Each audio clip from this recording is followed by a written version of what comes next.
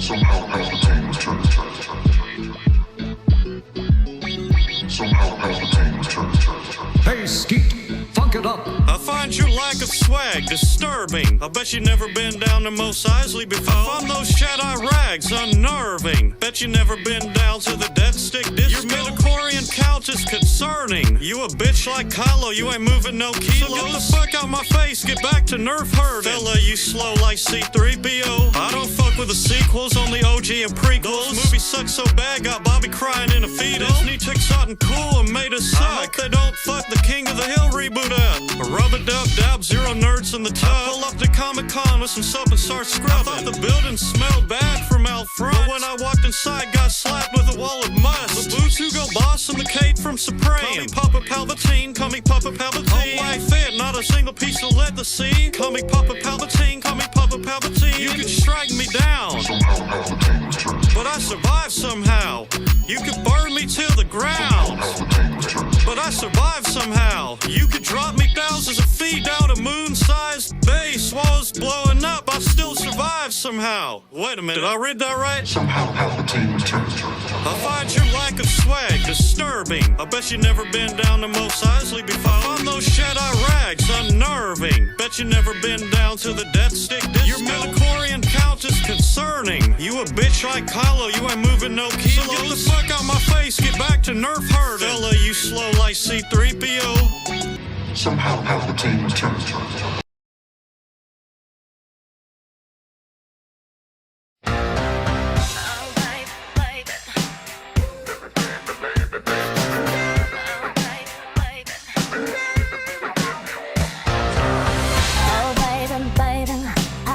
I supposed to know that something wasn't right here. Oh, baby, baby, I shouldn't have let you go.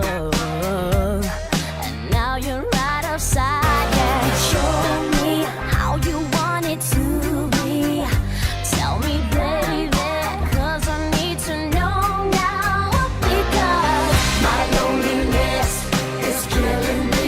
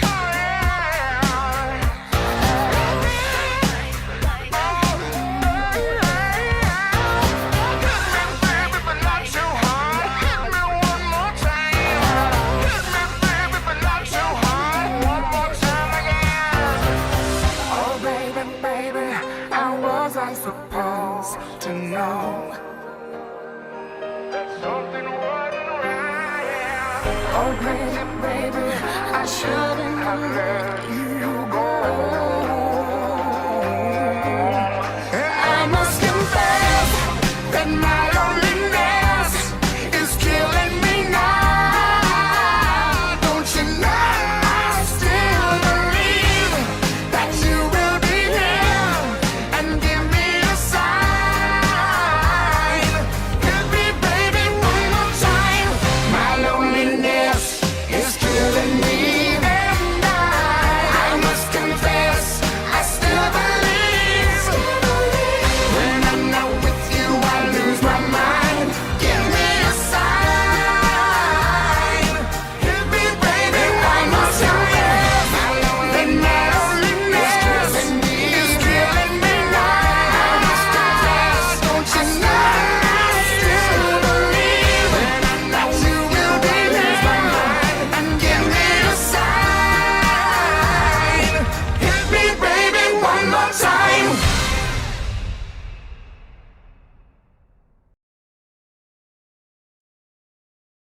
Come on, you gotta admit that's a good cover.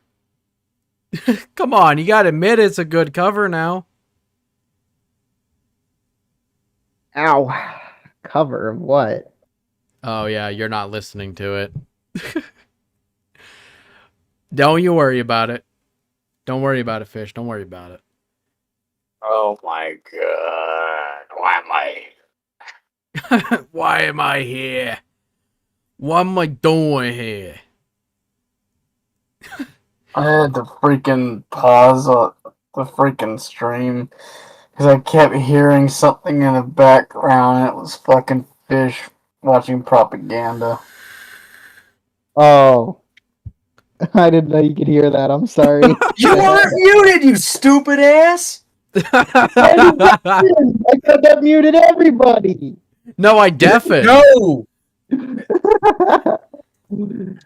No, I deafened because it's easier to do so. And plus, it also stops Spaz from spamming the fucking soundboard on Discord. What do you fucking talk about? I never do that.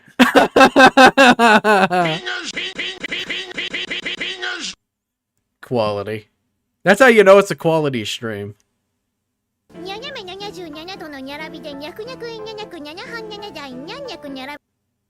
What the fuck is that from? I don't fucking know. It's called Yapper Alert. Yummers. Alright.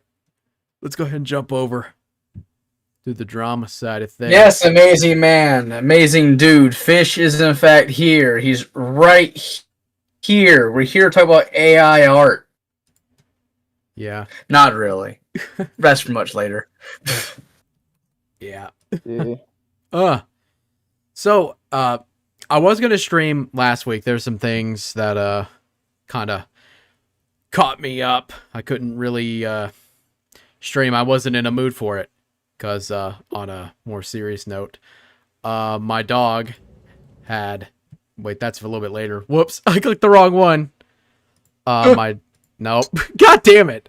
I should have this sorted better. There we go. My dog recently passed away. And that got me a little emotional, not gonna lie. She was a sweet old dog. So, Aww. yeah, she was. She was my pupper, my baby. She was 16 years old before she died. She was pretty old. She lived quite a while. And I knew her time was coming. Like, I could feel it ever since I started moving. So, when I got the news, like, a few hours, like, about 2 hours before I would have streamed, I got the news. And, yeah, it kind of devastated me for a while. So, but, I'm better. I'm feeling good. But I also want to share some of my memories with her before we get into the shit, too. So, she was a Yorkie Shih Tzu. That was her, breed. Sweetest little dog I ever had. She was the only dog I've ever had. Most of the pets I've had have always been cats and one rabbit that we didn't keep for long. But We ate it. Nah. Yeah, the funny thing is, like, the reason why we didn't have the bunny for that long is because we let it out of its cage and it shit everywhere in the living room. My dad was like, nope. Yeah, that's why. So most of my pets have been cats. I'm pretty big in the cats. They're assholes, but I love them. It's true. It's true. Any person who's ever owned a cat knows how much of an asshole they can be. And a lot of the cats that I've had are based, like, my characters are based off, like, bits and snippets of them. Just so you know, I can remember them forever. So, Bits and snippets of cats. We glued them together. yeah, I took them all, I glued them all together. That's how you that's how you do it. Bag is pussy obsessed. Yeah, that's pretty true. But yeah, this is a picture I took of her. She just got through with the vet and the groomer. And this is one of the few pictures I have saved of her. So, that's one of them. And I've got this one here too.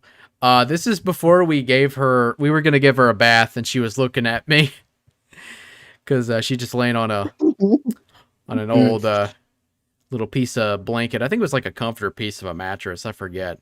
And that was her favorite toy right next to her little monkey. Her absolute favorite. She tore it up a long time ago.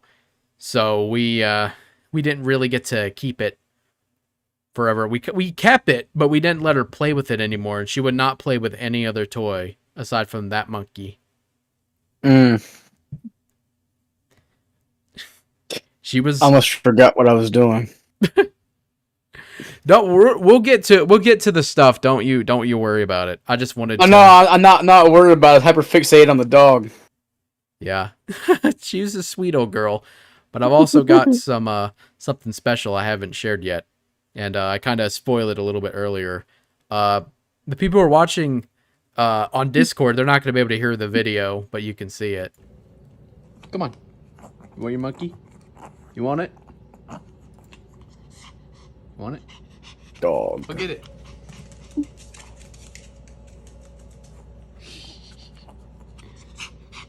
Good girl. Dog. Hand exposed. Yeah. That was around the time the Cammy stuff was going on, so I had to watch her. But yeah, she was a sweet old girl. I'm gonna miss her. I wanted to share those memories because sharing them with people I think it helps a lot whenever you lose an animal you love so much. So I just want to go ahead and take some time to give her some love and share my memories with her with some of you. Nice and wholesome, you know? But anyway, we should enjoy that little bit moment of wholesome, because from this point forward, it's all fucking downhill. Yeah, pretty much. It's a bag stream. It's a mood whiplash is what they call it. That's what we're going for. Very, very big quality stuff. Literally, the only thing going with my head right now is just eggs. Yeah, just eggs. Eggs. Let me check something first. Is my audio capture set up right for this? Is this it? Say something. Does it work now? Eggs. There we go. Okay. So we'll go ahead and jump into the drama side of things, because I know that's what you fuckers are here for. Is it? Yeah. We'll go ahead and jump into it. So if you haven't paid attention, the supercut got flagged. Oh boy. I got flagged. Spaz, would you like to explain what happened?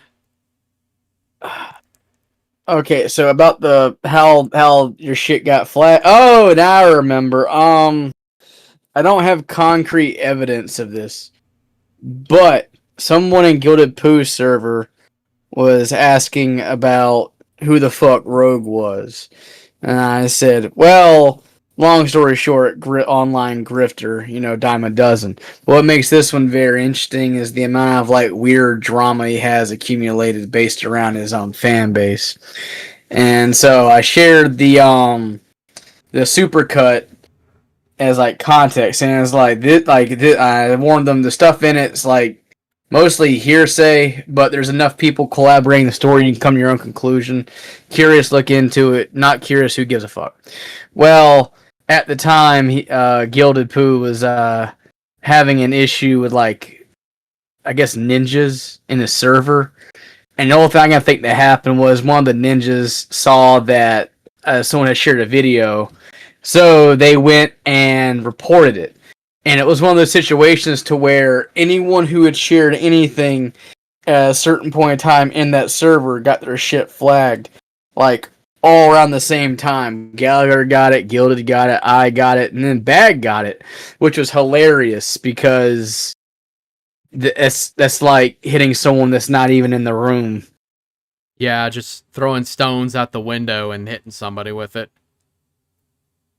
which is actually it was hilarious. But I did put two and two together after everybody else got their shit hit. And like the thing was, it was like stuff that wasn't even it was all hit for bullying, but some of the things he got hit literally didn't have anything to do with anybody. So it's like a giant like freaking false faggotry. Yeah, I'm running out of words. Yeah, it's one of those things where where your shit gets targeted, which is weird because this video's been up for quite a while. There was a rumor I'd heard that there were some shed piglets who tried to flag the video down originally, but it didn't happen. So I don't know. I haven't had it. So it's just weird it happened like now. So for the time being, the Wendy Diego interview with, the master manipulator, I guess, the one who's the true mastermind behind the Ford F-150 gay ops is what we call it. It's taken. That video is private, along with the extended cut, which is an even longer version of this video.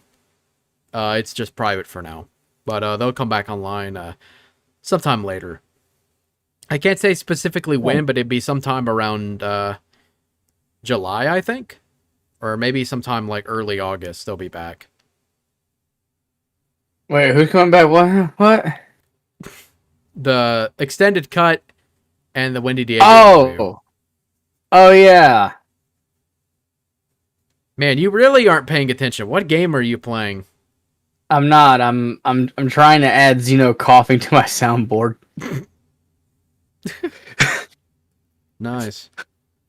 So, why are we talking about this again? Well, there's some untouched shed piglet stuff that I wanted to get to that I've delayed for a while. I've been busy with other shit, Eggs.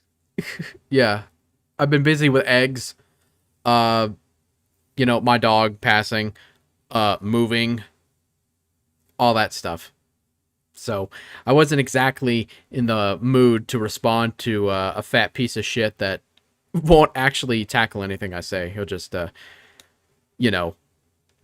of like, I wouldn't say straw man it, but there's a word for it I can't really remember, and I'm not going to sit here and go crazy about it. Describe it to me.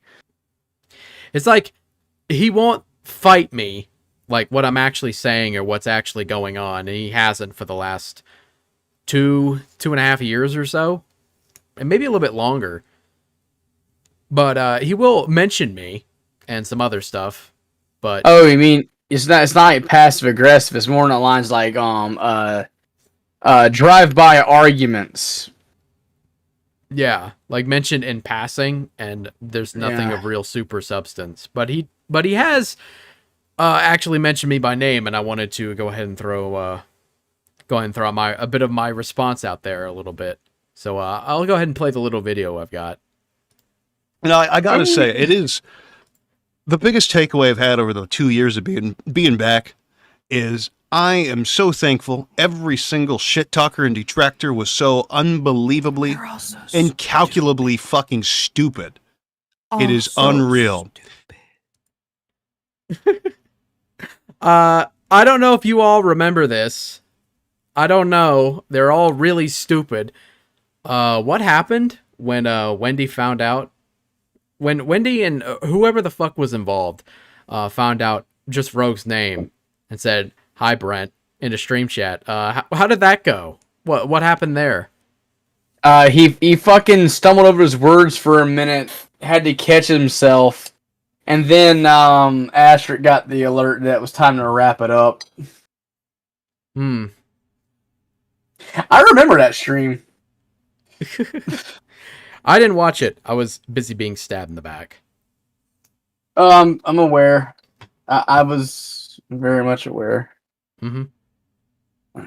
So let's keep going. Patrick Martin, La Lupe, is a pedophile. Melinda, Wendy Diego, is a schizophrenic who casts spells on computers. That's incredible. Bagadoosh gets turned on by wedgies. Wait a minute! So I was, and this kind of has to go back to Hey, I made this. A certain individual.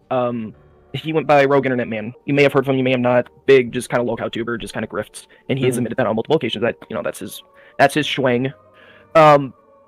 If I was to go to him right now and say, "Hey, have I always been like anti-zoo?" He would automatically just say yes, because I've always been.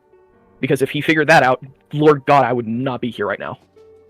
Could you just tell me what is going on? So, I was approached recently with certain content you have shared and that you have requested and commissioned and liked. Ah, those artworks. Okay, I know exactly which ones you're talking about. Yep, scat fetish. I know exactly which ones you're talking about, and I'm not afraid to talk about them. I'm not talking about scat. I'm going to say this right now. If it's an armless fetish, even if it's a fetish that I personally do not like. Shout out to Bruce I don't give a Bonkers shit. for this call, by the way. Nice. She's useful, but not in the way she thinks. Yeah. Oh, harmless. My bad. The images I was shown feature some kind of it's non-safe for work. It includes stuff that you have publicly spoken against in the server and in your on your Twitter. So I'm just gonna Are you calling me a chomo? I don't know what that is. The child molester, chomo. Child molester, chomo. Absolutely not.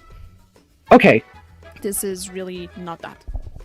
I'm gonna get straight to the point. What I was shown, and I had to verify this on my own, is that on your Twitter, Vinky Pop Alt, back in November, you have shared art that can only be described as zoophilic, that featured animal genitalia, some of them which were fetishized, sexualized. Get out of here, Adblock. What the fuck? You guys there? Okay, no, I'm We're searching. watching a video, bro. Oh. Yeah, you gotta wake up. This up on my Twitter right now. I can show you if you wish. Yeah, please? I will. If he knew, I wouldn't be around. Okay. Like there are people who can and will vouch for me that has always been my opinion of, if it looks like an animal, even if it speaks like a human, it's not okay. And I understand the concern of the animal genitalia on the character, and I mean 2 of those aren't even my own artworks. I was more like them because, it's my character. And granted, one of them was from when I was 17, literally and I think it was drawn literally the day before I was 18, and I more blame the artist for taking a not safe for commission from a 17-year-old. Yeah, well, that's a... Sorry, let's go. Grayscale Raid, if you want to look them up on for Affinity. No, I fucking hate them for... Linky. Here's the thing. It's disgusting. Yeah, so that's a little bit more what we bargained for. But Do you have the other clip? I think I just have that one. Oh, you don't have the... Oh, okay, so you got that version. I didn't actually 100% finish that one. If I knew you were going to talk about like this tonight, I would have had the other one finished. So, fuck me. I mean, if you can make it, if you want to just take the clip and just like clip it together and post it on YouTube. I gotta go fucking find it. Gotta go fucking find it. You go ahead and do that sometime later. I'm not gonna demand you, but that's okay. Because Linky was wasn't that someone in Rogue server, wasn't it? Linky was Sir Perry. Sir Perry was the one that made his set for him. Yeah, wedgies are bad. Shed Pig, also same guy, posts revenge porn. He goes over like all the super detractors who are, I've heard it before multiple times. There's a bit more that was said recently about Wendy, but we can't go into detail about it because Wendy said no.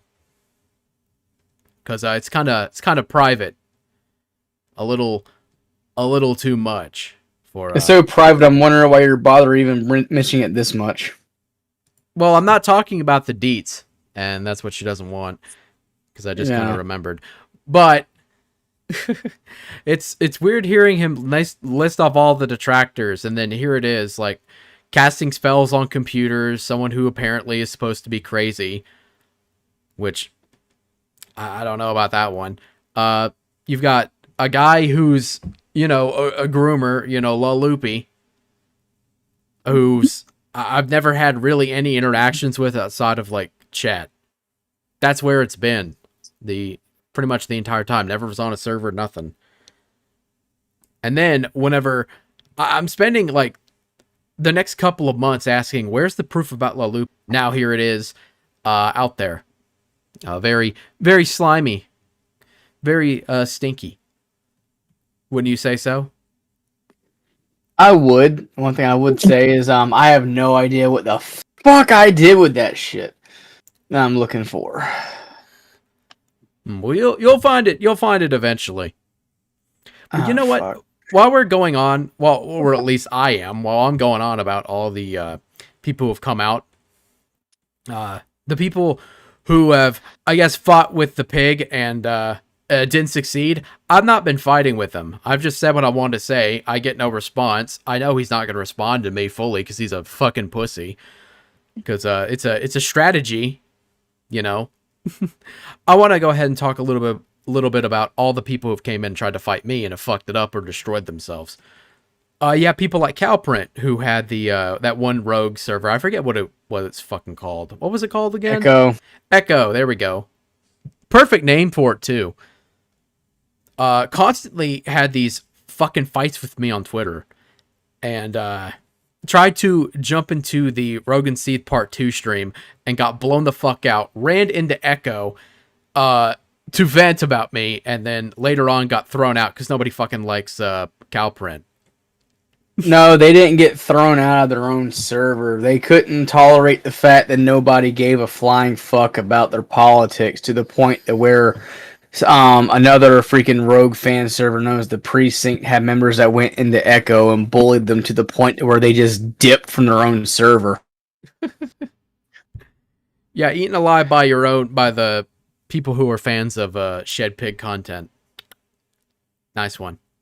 Still thrown out. I still say thrown out because nobody can stand Calprint. Any person I've talked to about Calprint always said the same thing. Just a complete fucking piece of shit. Loser. All that stuff. I find that funny. Very, very funny. You have other people like Bruce Boinkers, who's... didn't you say they were making a comeback? I guess they said they were trying to like make new content, it would seem. So far as like having watched any of it, this Bruce, there's nothing worth watching. Yeah. Yeah, she was pretty much thrown out by every group that was around her. She got destroyed on multiple occasions, and for a long while she just kind of fucked off. Which is quite funny. Ow. Fuck. Ow.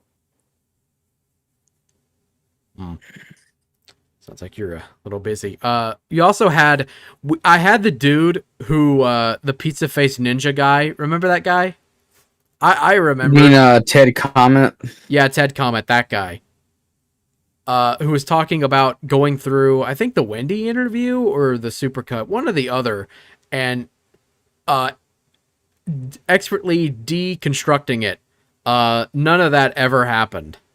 Ever. And that is funny. I forgot what happened to Ted Comment. I think he just fell off the face of the earth after a while. Yeah, maybe the ninjas took over. I don't know. And I mean, you had plenty of commenters who jump in and say shit, but you'd respond to them, you'd make fun of them back, and then they wouldn't say anything. They're all fucking nobodies. They're even less than like people like Ted or Cal, like the usual suspects. Because the Shed Pig stuff is so fucking weird to me to see. Because, I mean, they genuinely believe there's like a gay op going, hey, Spaz, where is all the Ford F-150 money? The fuck if I know. If I knew where that was, I probably wouldn't be in the situation I found myself in. Exactly. Oh, but don't listen to me. It's totally mind games here. There is all this money hidden somewhere out in the New Mexico desert. You're never gonna find it. You'll never find it. You'll never find the treasure. The 11, 10 million smackers. You won't get it.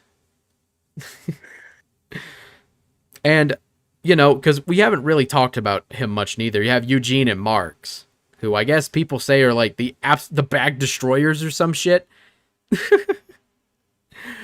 Well, they don't really care too much about you. It's just more in a line. Well, I guess some people would. One person in particular was bringing up something on the forums about like that being a.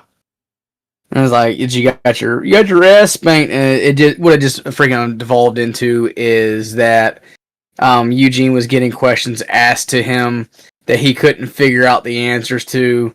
He was already pressed for time wanting to leave the stream, but he didn't want to seem like a little bitch. So he asked for help, got a brief rundown, saw the thumbnail of the supercut, and then just went off like making a mountain out of molehill using a grain of rice to dig a hole, basically. Pretty much, yeah. Like, I didn't even show up in that panel to fight. I just showed up because he was shit-talking me, and I was like, okay, fine, I'll jump in. Because you can hear it from how I was talking, and when I first came in, there was no hostility, nothing. And that's mainly because I didn't show up to fight, because you still respected him at the time. What a mistake. Yeah, that was a mistake. No offense. But I'm not making fun of you for it. I mean, I could see why you kind of wanted to have him open his eyes to at least give it a chance to at least see, because if you really look at it, none of it makes any fucking sense. It really doesn't. But he didn't want to. And how well did that go for him after? Well, he got in a fight with Tibbs, and he fucked it up and made himself look stupid. Drove out to go fight Tibbs. Almost got choked out by a fat gay baby. Trying to look cool. And then his window got smashed, and he pretty much got stuck in this state. Two side windows and the windshield. He was stuck in Saginaw for like 2 to 3 days. All of that, the money to get all that shit fixed so he can go back home to teach this autistic dude who basically kind of ended up winning in a way, a lesson. And yeah, he's no more. Oh, he didn't win. Like there is no reality in which Tibbs actually won a damn thing. It just okay. Long story short, the thing with Tibbs is this went on for some times. Tibbs got his ass handed to him. Got shit out of him. Eugene drove out there a few like maybe 2 more times with a buddy of his because Tibbs didn't know how to stop like running his fucking mouth. So we kept getting fucking harassed or whatever you want to call it. What actually ends up happening later is something happens with Eugene that pertains to a kid talking inappropriate, whatever. He gets pushed out of the group. People start talking shit about him. Sunrise and Sunset, he went off to Sunset. Tibbs still has pressure on his neck like George Floyd, and eventually he has to stay in a assisted living facility to become somewhat more mentally stable. But you're probably wondering, well, I guess that's the end of the story. No, literally everything I had just said didn't mean a damn thing. Like, it didn't mean a damn thing. The fight with Eugene didn't mean a damn thing. Because he's literally right back where he was like a year and a half ago. He's playing the same games around the same kid as his mod. The only difference is now he has like 2 or 3 other retards that run like interference for him. So literally everything that was done, the only thing you got out of it was just a whole entire idea of like Tibbs is a fucking liar. But now you got proof, and that's great and everything. I got proof. But due to circumstances beyond anyone's control, it would seem that Tibbs' mother has perished in the fires of California, and Tibbs finds himself to be completely and utterly alone. But it doesn't seem to have phased him any. He's still just doing the same thing he's always done. You think that would wake someone up, but no, not Tibbs. No. But yeah. I mean, I would, yeah, maybe it's a little bit of a stretch to say it's a pure victory or something, but it's like sometimes you got to kind of take what you can get, I guess, if you're a retarded pedophile or whatever. So. And Mr. Coffee Hot Takes is asking, why did I respect him? Why did I respect Eugene? Well, probably because I'm fucking retarded. That's probably it. If I had to put money on it. Well, it is what it is, I guess. Do you respect him now?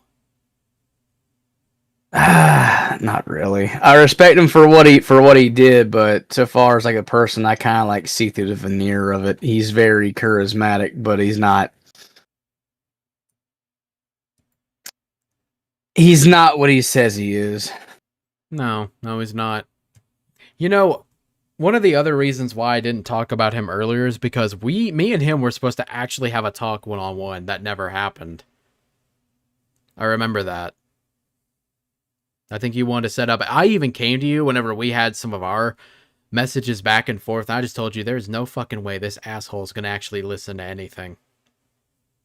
No, I was holding out hope that perhaps there could be some applicable thing here. I wanted to think that this something could work, but that's what I get for thinking. Yeah. So, yeah, he basically destroyed himself, and that's funny. And Marks, people, I think on the farms wanted to start making fun of him and looking into him, and then he fucking turned tail and ran. The master. Oh no, he troll. didn't turn. He hasn't turned tail and run at all. He's on Rumble. No, what happened to Marks is actually kind of funny, kind of like not haha funny, but kind of like God, that's really weird and peculiar. So he has been more or less not chased, but it has become untenable for him to have a YouTube channel on YouTube. So he's gone to Rumble. And the reason why it's become untenable is because there is a dedicated person who continuously brigades to have anything to do with him, or anytime he makes a channel, he like gang stalks the hell out of this dude and like flags the shit out of that channel.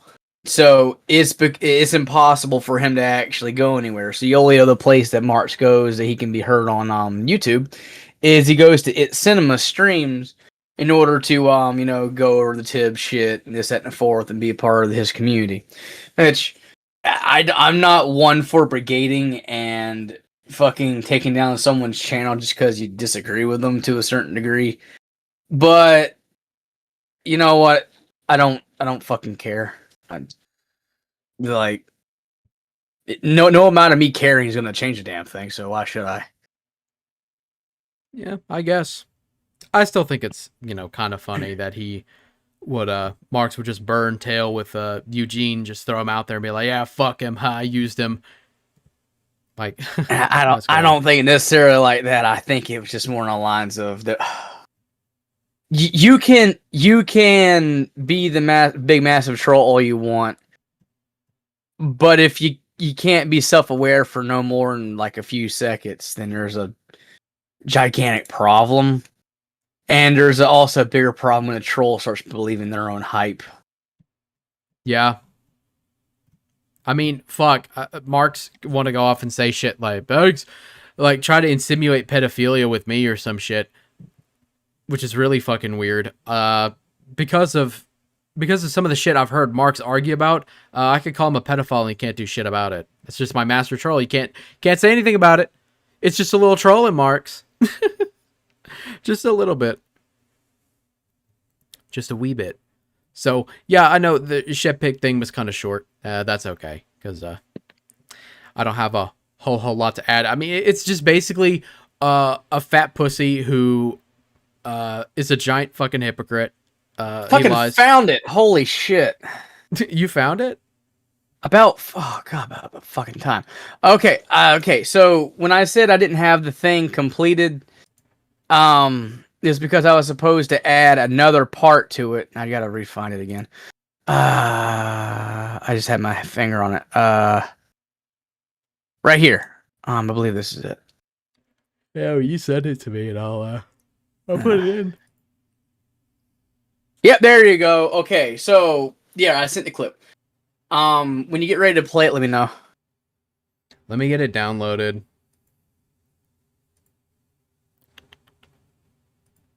See, quick access. Wouldn't that be some fucking shit? That's not quick access. I guess it's supposed to be in downloads. Here we go. I'll have to add the shit Big to old it cock up in my ass, not you, Rogue. because we're not going to be able to hear it. What do you mean? Well, no, I have to change the Oh, filter yeah. thing yeah, so yeah, we can actually hear it. Let me see. Where's the thing in here? Quality stream. I mean, are you you're sharing your stream? Yeah, so you can see what I have on screen. Okay. Yeah. Before it starts, okay. The reason why it'd be great if I knew you were going to use that clip, because it was 100% done, because I was going to add this at the end of it. Do you remember back in that clip when Linky said, if Rogue knew about this art and what I'm into or whatever, that if I was actually like this, or if I was actually, into this sort of thing, then I would not be around, that he would get rid of me? Yeah. Okay, this is proof that Rogue knew all along, and he wasn't going to do any of that. Go ahead. Yeah. Not you, Rogue. You got a fucking furry red dick. It's fucking... What in the fuck is your problem? Well, see, now Perry's excited. No, I'm confused. Perry seems perked up. Furry cock. And when Perry was being outed for the shit he was doing, Rogue didn't come to his defense either. So the fun part was I handed this shit over to one of his mods, won't name who, and the mod responded back, "Oh, that makes sense why he had to go into the stream server with a new account." Yeah, they didn't. No one in like the Shed Pigs entourage actually knew like why Linky had all of a sudden dumped their account and made a new one real quick. Well, that's the reason why, because in his circle he was swimming in, she got fucking outed for possessing a contradictory set of morals in a pool full of moral faggotry. Yeah. So, there you go. Live by the sword, die by the sword. Yep. That's how it goes. What a joke. It would be more tempting to go into, like, sit here and talk for a while about more Shed Pick stuff, but I don't need to. I've already done it enough. I don't really respond to him as quickly because I don't give a shit. I've said what I want to say. I know he's too much of a fat pussy. He's not going to respond to me. The only time he'd do so is unless he had my personal information. I don't know how well that's going to go. We going to fucking wrestle in the mud while he plays Give Me More by Britney Spears? Hey, it kind of ties in with the intro song, too. So, I don't know.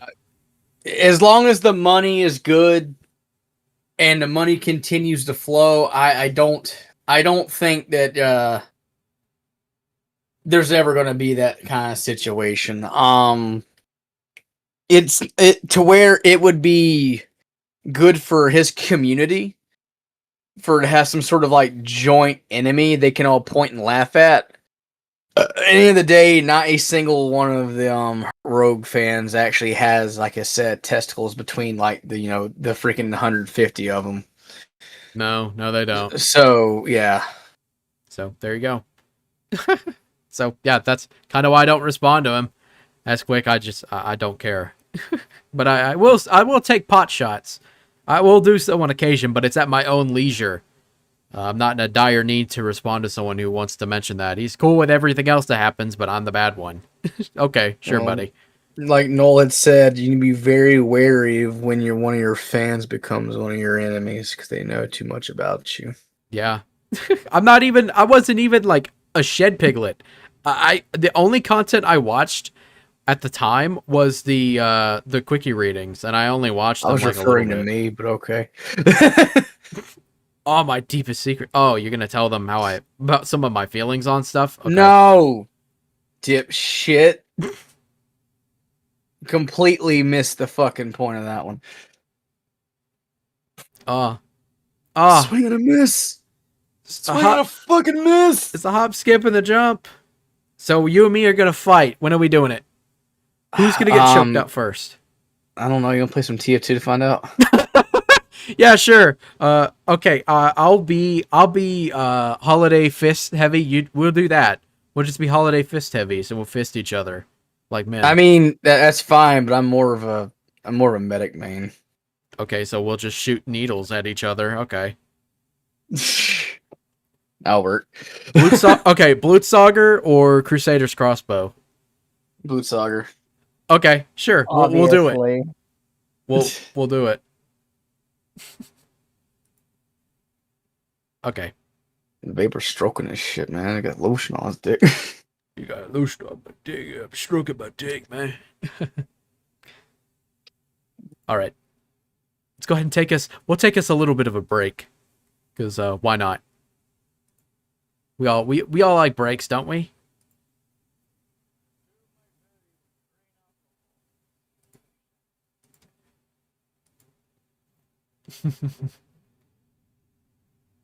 What's a nice song we can play for a break? I'll play an oldie. We'll play it for the outro. I think that's fair. Let me get my little chat thing out of the way, because that shit's in the way. All right. Let's take about a 3.5 minute break, and we'll be back.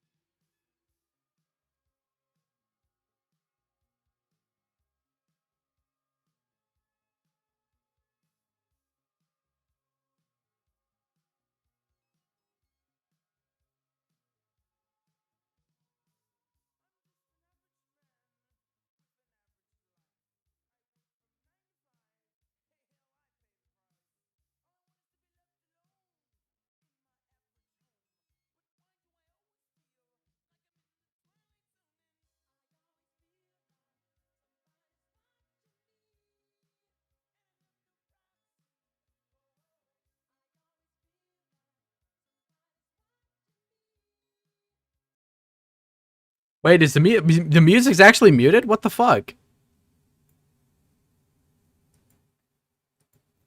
What happened? There we go. Why was it muted so low? What the fuck? Thank you for telling me.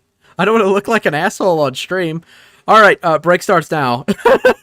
Sorry. A very, very competent stream.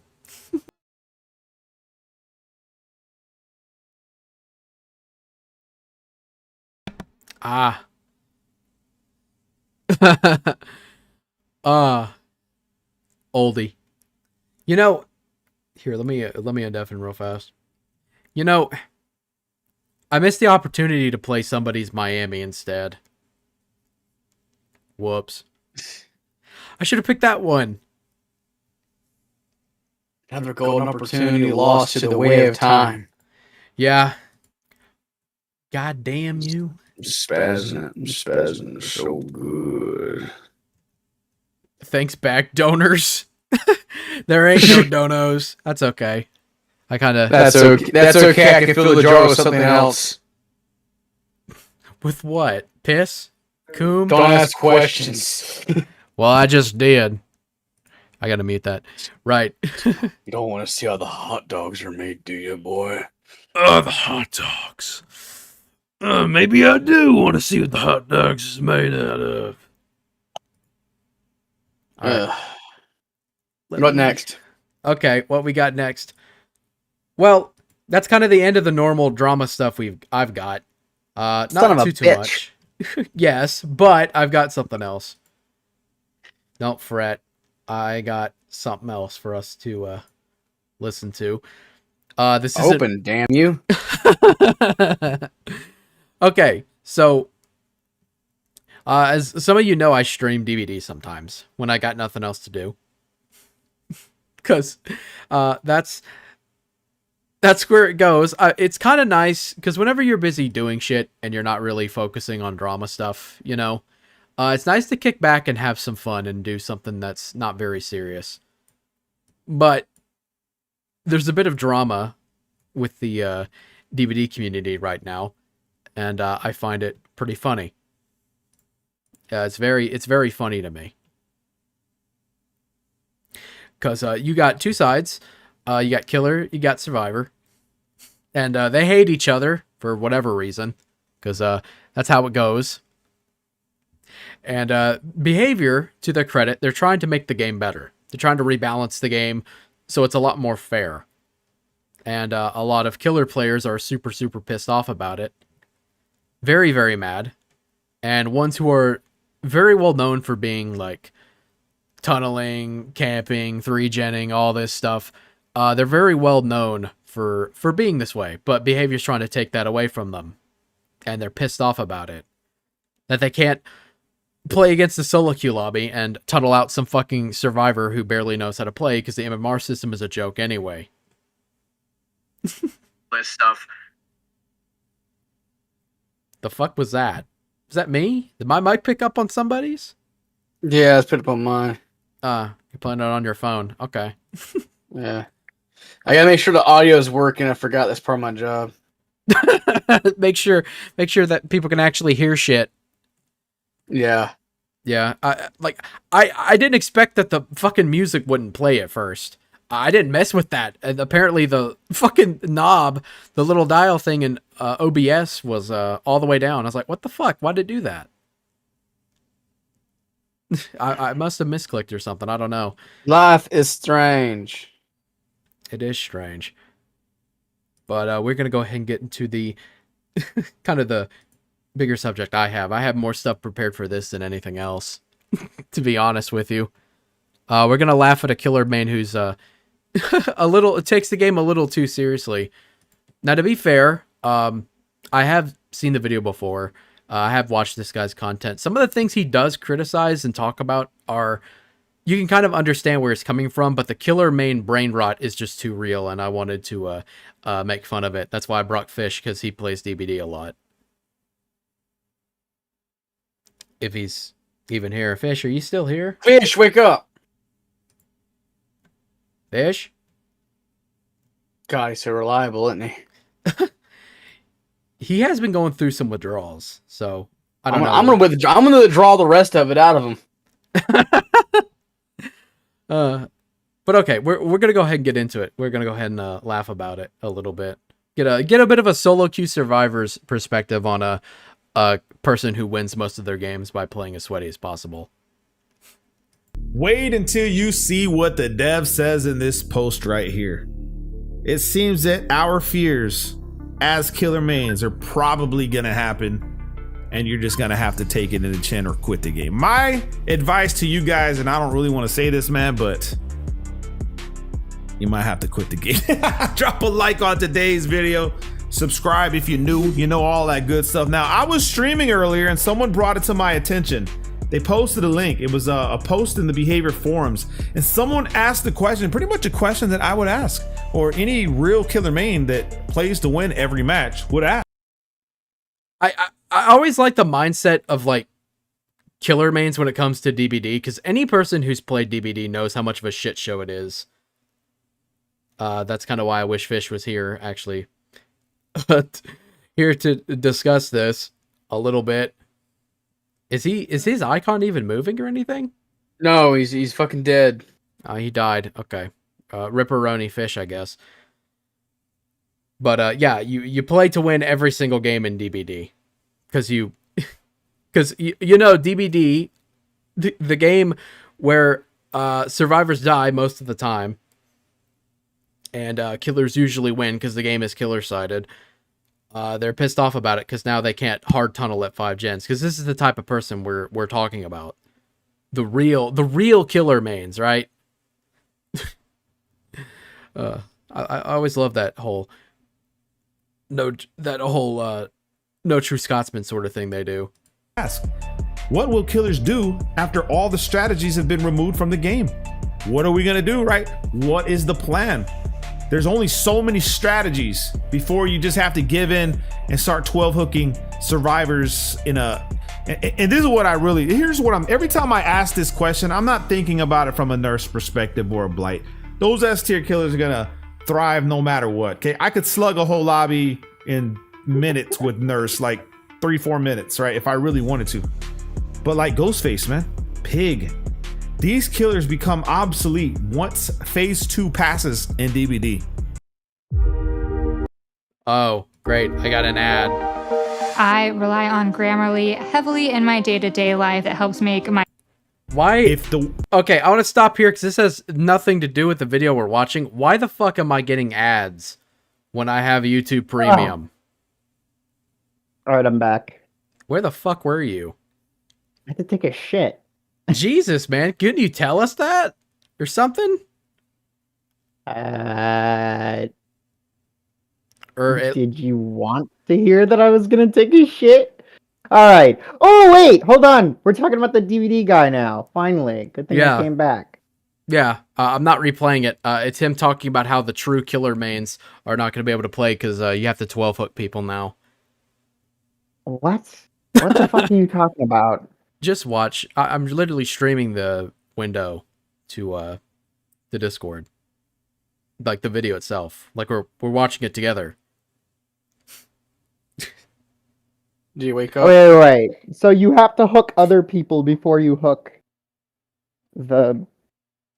anyone else? Are you serious? I guess. We don't even know.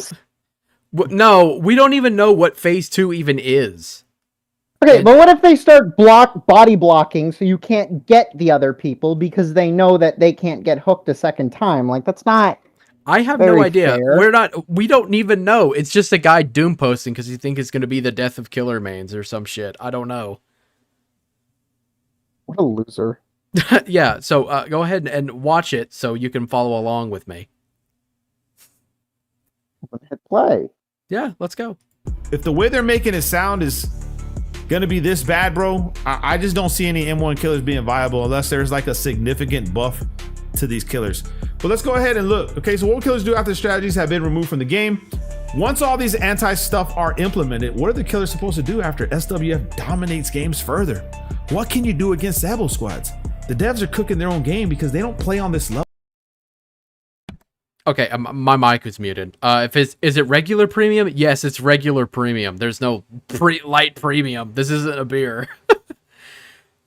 I don't know what the fuck is up with YouTube. Just making all the genius decisions.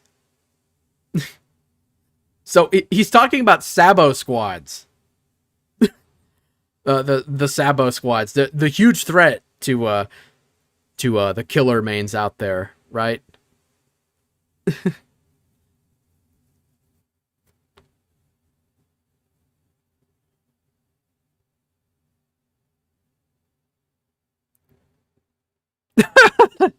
Oh, thank you, Spaz. Why are you sending money if you're just gonna get that back? I know that's the fucking joke. Yeah, the fucking joke.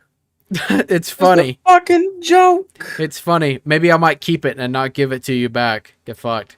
I mean, I don't. I honestly don't care. You need a cup of coffee? Go buy a cup of coffee. You need to do that? I don't fucking care. It's $5 I fucking here. All right, let's go get back to it. When the devs stream themselves playing DBD, you know they are bad. They have no experience in the top brackets, and this is 100% my take. This is why I'm saying it sounds like me saying it. It's not me, but it sounds like me saying it because if you guys remember when they dropped 2v8 and it showed the devs playing against these creators, bro, they sucked, bro. I can already tell you they get cooked in the high brackets. You could just What is up with the talk about high brackets? Like high MMR play? Like, what the fuck are you talking about? And the Highlander of fucking DBD? Most of the Highland shit is just like pre-dropping pallets and bringing like brand new parts and running all the meta perks. It's the same thing on the killer side too. Like, and with MMR being a joke as it is, survivors who play more passively, they'll eventually like plateau and really struggle because the way that the game is judged by like kills and escapes is bullshit anyway, which is something that they're supposed to be reworking. Still included with and one without. That's fucking retarded. It's the dumbest thing ever. If I'm paying premium, I shouldn't get fucking ads. Ever. I have to get premium plus to not get ads. Fuck that. So let me get this straight. They had YouTube Premium that made sure you didn't get ads. But now you gotta play for YouTube Premium Plus. Yeah, I guess. Pretty much. So let me get this straight. If I don't want commercials or ads on my ASMR, it turns out that I've been paying for Spotify, so I've been paying scripts for Spotify, right? I know we're on YouTube, but I'm paying. You know what I don't get on Spotify when I pay the Spotify? Ads. You know what they have? You know what some creators are doing nowadays? Creepcast, Wendigoon, Distractables, and all these other like bigger podcasters and whatnot. And other like video, like long form video content creators. You're on Spotify. I can listen to that shit with my fucking screen turned off. Yeah. We're supposed to be talking about DBD drama and people fighting, and we're spending more time talking about YouTube Premium being bullshit. Look. They have Space Marines. But they want you to have Space Marines. Hear me out. A Space Marine inside of a Space Marine. Okay, Exhibit. That's YouTube Plus Premium. How about that? Okay, Exhibit. Thank you. Yo, dog, we know you hate ads, so we put ads inside of your ads. Yeah. You got fucking like two beginning ad, like you video that's like maybe an hour and 30 minutes long. So you start off with your two beginning ads. About 30 minutes in, but like 10 minutes in, you have to go through like maybe 2 sponsorships that the YouTube guy actually does in order to actually get paid. Then you turn right around and 2 minutes later, there's a mid-roll ad. Then 15 minutes later, mid-roll ad. 10 minutes later, mid-roll ad. And just to add, the YouTuber is trying to sell you Raid Shadow Legends or that's land. That's what I'm talking about. Like you get maybe 3 minutes. You get 3 minutes in. 3 minutes in, and there you go. He's got to make his money, fair enough. But then there's an ad after that. There's an ad after that. Another ad. Yeah, they're trying to not to mention they automatically play ads at the end of every video now too. So if you're still watching I'm sitting here. Bag, how much are you paid for YouTube Premium? I pay about $25 a month for it. So I'm sitting right here. I'm paying $14 to Spotify because I have the plan with my wife is on it. So we share that. Mm-hmm. And if I don't want ads on my YouTube, you know what I do? Use ad blocker. Wrong. What'd you do? I watch it on Opera GX. I'm on Opera GX right now with my ad blocker on. You are? How the fuck are you still getting ads? I'm not. I don't know. I didn't get one earlier today when I played the music. Is your shit not working right? I don't know. Well, let's have to figure that out later. Okay. So let's go ahead and get back on topic. Also, if you know, you could also own a Scottish land. You could own land out in Scotland and be a fucking have an acre. Remember that? Shit, what the hell? That was a scam or some shit. I can't remember exactly what it was. It was fucking stupid. But anyway, let's get back to the Killer Man. I might want to rewind that a little bit. 100%. This is my take This is what I'm saying. It sounds like me saying it. It's not me, but it sounds like me saying it because if you guys remember when they dropped 2v8 and it showed the devs playing against these creators, bro, they sucked, bro. I can already tell you they get cooked in the high brackets. You could just tell. I honestly believe in not. Now this is far like maybe conspiracy theory, but I feel like in that second match of 2v8, I feel like they turn on some sort of aimbot, bro, for the Huntress, man. I saw them say. I don't know. I wasn't there. I don't know what's really going on. What? Just I don't even know what the fuck he's going on about Schizo posting. I know he's talking about 2v8 and how the devs played it and they weren't very good.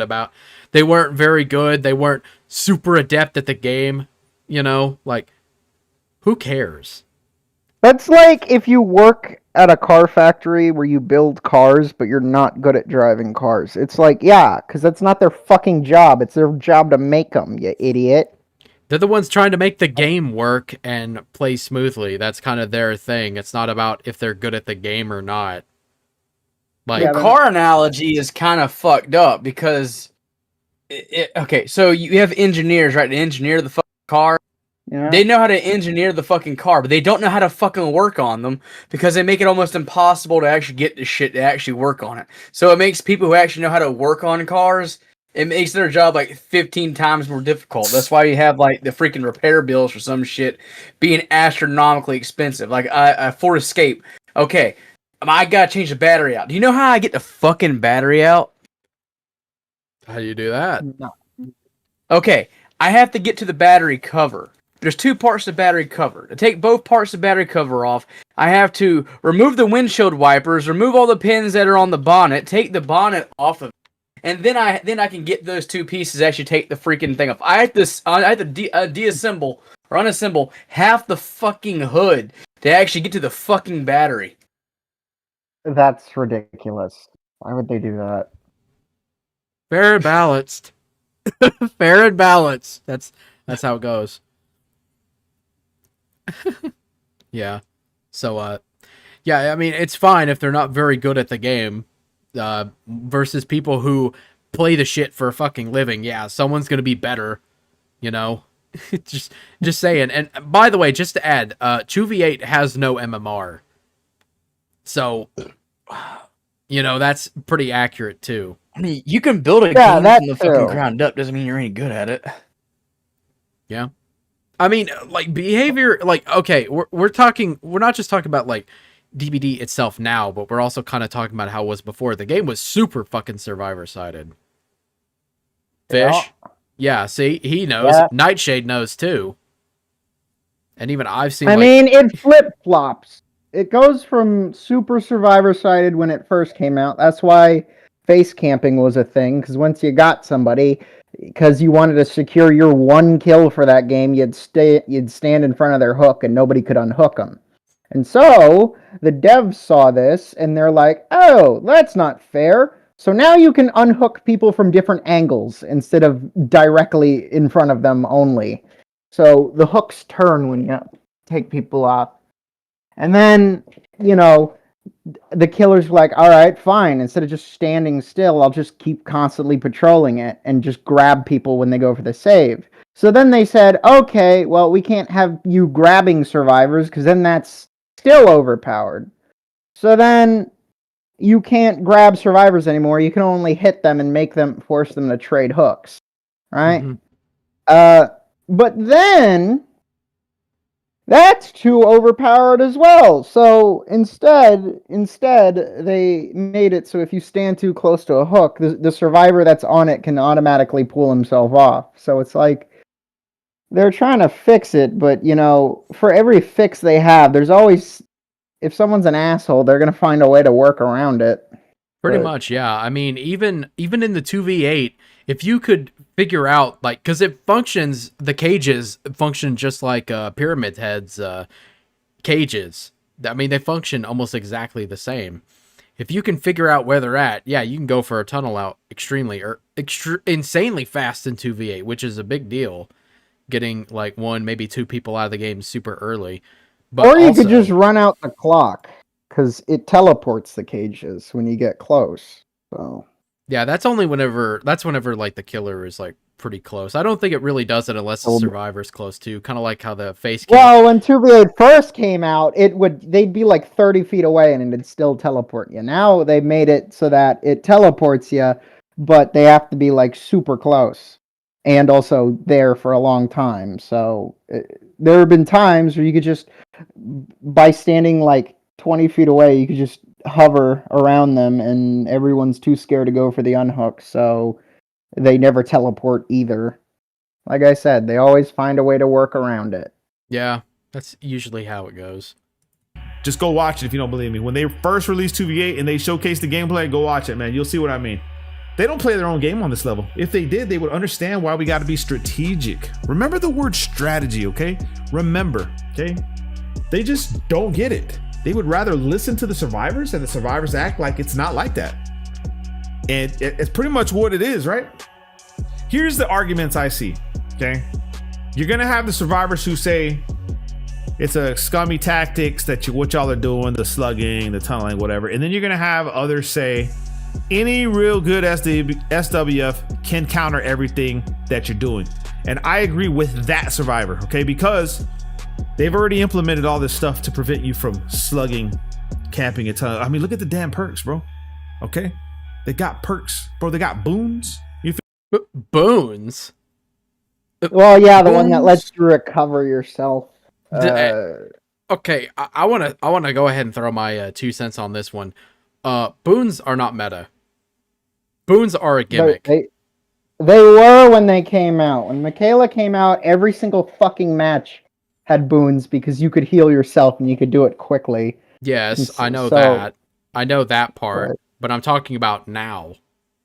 Yeah, exponential. The only boon that would be actually meta is exponential, and that's only for like slugging. But good luck with that shit in solo queue. Where good luck up. Crawling all the way across the map to get to it. Yeah. Gee.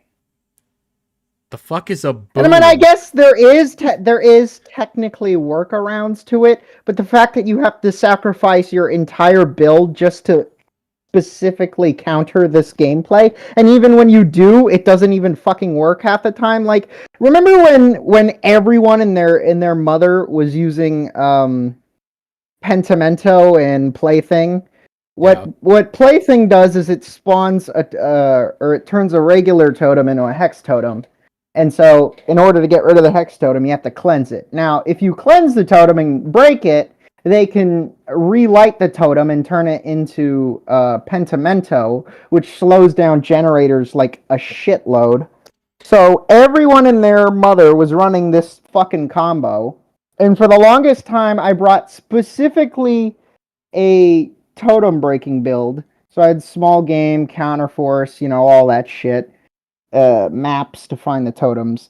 Even then, even the games where I brought that, it's still jack shit you can do because you're wasting all that time trying to stop it. And even with the ideal build optimized specifically for putting a stop to that bullshit, even then you're still struggling the whole time. Mm-hmm. That same logic applies to anti-slugging builds and other shit, because, like, okay, let's say, for instance, I bring all anti-slugging builds, right? So I got the ones that let you crawl faster, the ones that let you recover faster, all that shit, right? Realistically, why am I building an entire build around, like, one person I'm going to run into out of, like, 10 other people? Yeah, because you're running into a bunch of... You have to bring it before the game, and you can't change it after you get in. You're stuck there with you don't know, because maybe the next guy doesn't play like an asshole that slugs. So now you essentially have an entire build that's completely useless in this scenario because he's not playing like that. So there's literally no reason to bring it. And it's the same thing if the killer goes for, like, tunneling, because when you're in solo queue, like, I run decisive... Like, that's one of the perks I usually have that never leaves my build. Aside from Scene Partner, but that's a different perk. And you still get fucked over by it. I mean, there's two different ways. If you miss your decisive, which can happen because Like, sometimes the registration for triggering it is just so fucking weird. I can hit it and it still doesn't do anything. That's happened before multiple times. That can happen. You only have 60 seconds to use it. And if you use it or you miss it, it's gone for the rest of the game. And I know... And here's the thing. Most people expect decisive, so they'll slug you on the ground and not pick you up, so you don't get any use out of it. Mhm. And then they come back once it's run out and then pick you up. Yeah. And then alternatively, this is a perk that only works one time only, and it's specifically only usable against people that play like dipshits, like this guy. So normally you'll never get any use out of it in the first place. So it's basically an entirely wasted perk. It's a waste. I wouldn't I understand, like, I know that he's talking about when Swifts take control, because here's the thing. A lot of the teamwork perks, like Shoulder the Burden and Reassurance, they don't do jack shit in solo queue. And the reason why is because of how solo queue players are. They give up, or they don't know what the fuck they're doing. They don't do generators. And then you're fighting an uphill battle you can't win. And it doesn't matter what you do. It doesn't matter if you do any generators or if you hide in a locker the entire time, and you get caught. It's still the same no matter what. Like, you're still gonna lose because the MMR system is judged by kills and escapes, which, if you know the survivor stats as for how the game is now, it's about a 35, somewhere around 35 to 40% chance that the survivors actually will escape a trial. And the amount of people who play in Swifts is only single digit. It's like 8%. It's not that big. So, yeah, the top brackets. Yeah, fuck off with that. Feel me? Stuff like that. Let's just keep going, man. You guys, we can just beat this dead horse over and over. You don't even know what those changes will be. This is Avon Fallen who's replying to the post. You don't even know what the changes will be. In most of the games, you can win without any tunneling. Most. Camping or whatever. Sometimes it is needed, yes. Sometimes it is needed, yes. But not all the time. Maybe we can wait. What exactly will be changed? I can tell you right now that Avon Fallen has never experienced the top brackets of being a killer main with Ghostface, Pig, Fred. Oh my fucking god. Shut your bitch ass up. The only time you'd ever need to camp or patrol a hook or whatever is if it's like you haven't killed anybody left, or you haven't killed anybody yet and they got all the gens popped, right? That'd be like the only time, because at least you want to secure yourself at least one kill before the game ends, right? I could understand that. But I mean, if you're doing that right out of the gate, dude, you're a fucking loser. Yeah, like, actually, just... Like, that's the thing. Like, I've watched King Wolfie before, and yeah, he'll hard tunnel somebody out at 5 gens. And yeah, he'll run the perks that allow you to do that more effectively, like Enduring and Spirit Fury. They hit you with a pallet, you have Spirit Fury and Enduring, you instantly tank the pallet, destroy it, and they make absolutely no distance. So, yeah, it's really not that hard to tunnel somebody out whenever you're playing. I mean, like, typically, what I think is more of a better killer strategy is to actually hook one person, go find another person, hook them, try to find the first person you hooked and get them on second, and kind of have that rotate until one of those two people die. Typically. And by the time one of them dies, there's usually, like, if the teams are competent, there's usually like 1 or 2 gens left. You find the other person who's on death hook, you take them out. Now it's a 2v1.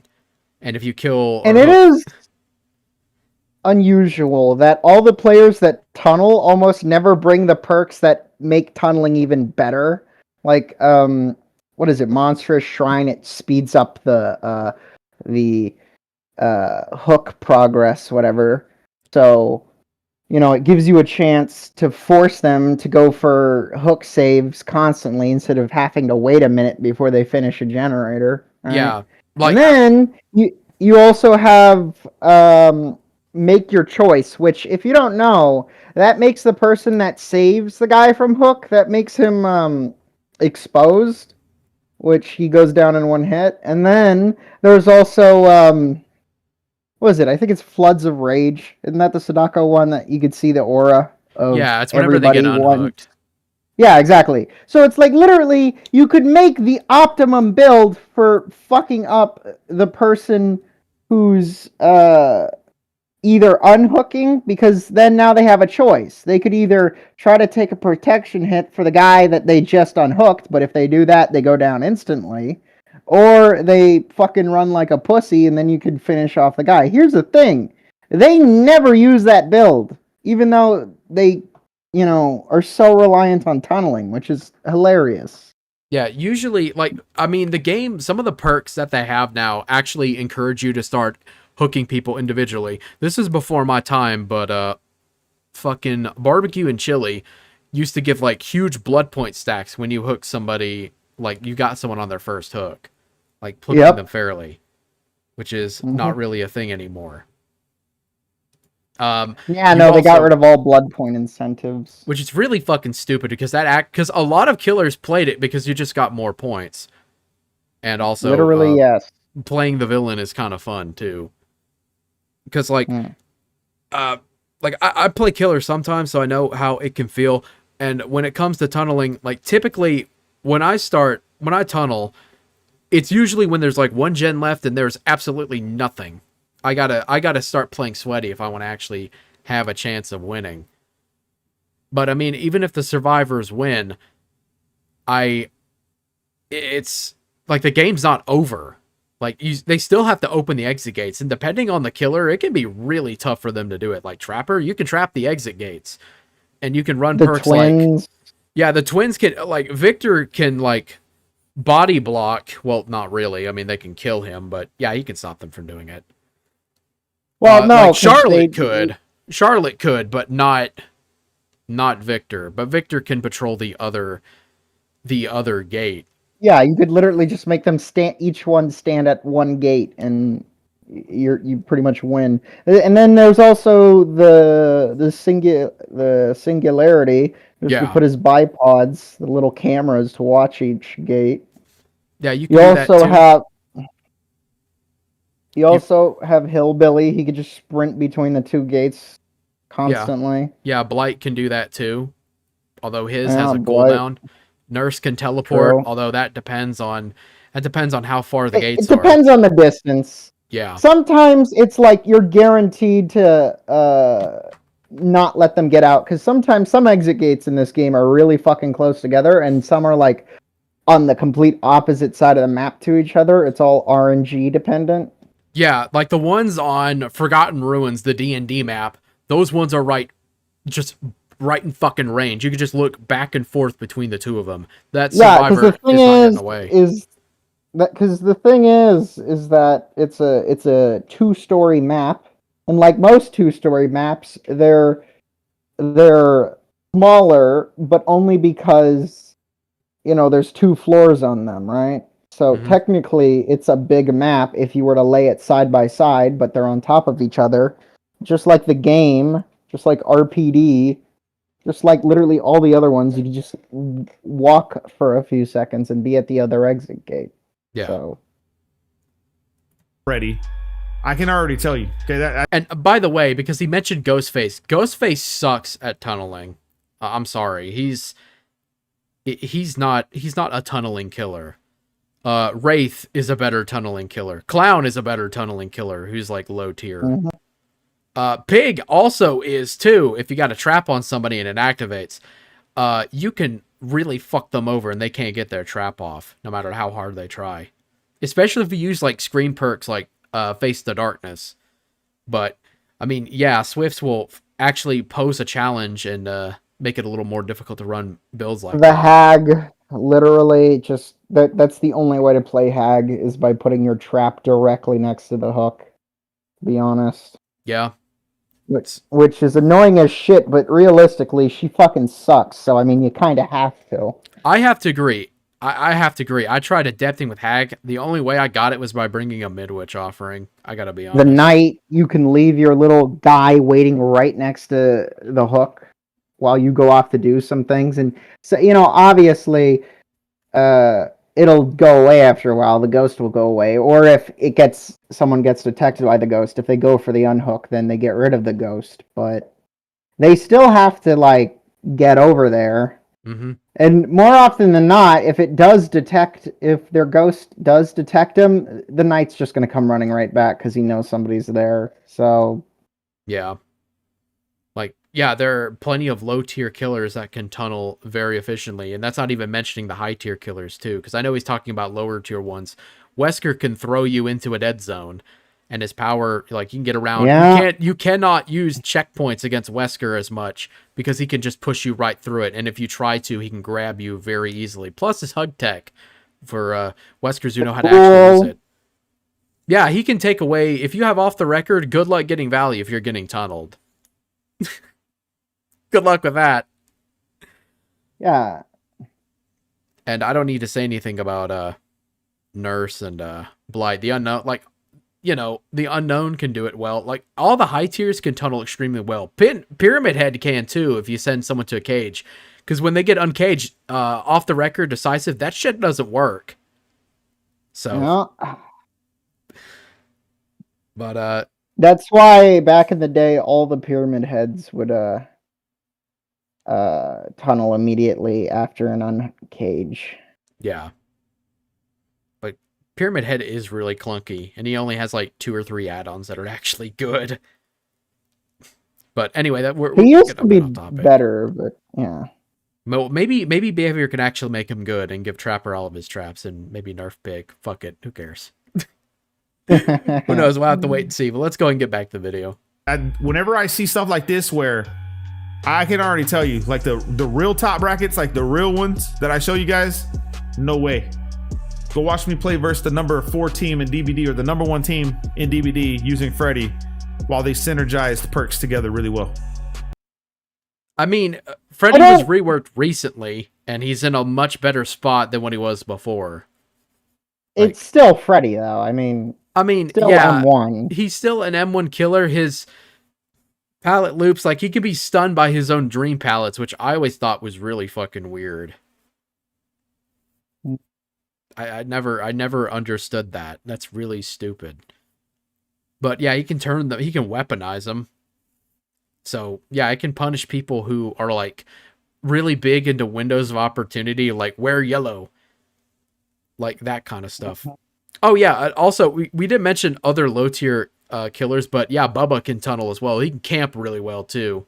Unless you have decisive, you ain't getting away. Yeah, if he puts you in the basement, forget it. You're never leaving. That's just he just needs to stand 20 feet away at all times, and you're never leaving. Yeah, you're fucked. Your game's over. GG's. Go watch that 20+ minute game. Come back and tell me if you think this guy made those brackets to see what the game was really like at that level. Then we can doom stomp that killers will be leaving or whatever, just to realize that it was all an overreaction. The usual stuff. So yeah, it's fine. I get what they're saying there. It's fine. But when you don't experience the top brackets, you just don't. You don't have the knowledge, man. It's like, you know. This. God fucking damn it. Fucking ad. There is no fucking way a ghost face is in the top brackets. Get the fuck out of here. Why would you? Yeah, those killers are much weaker. That's where, like, the lower tier killers, that's where their weaknesses really shine. That's whenever. That's because everybody knows how to counter them. Mm-hmm. So and there are some killers that have very low counters to them are kind of, you know.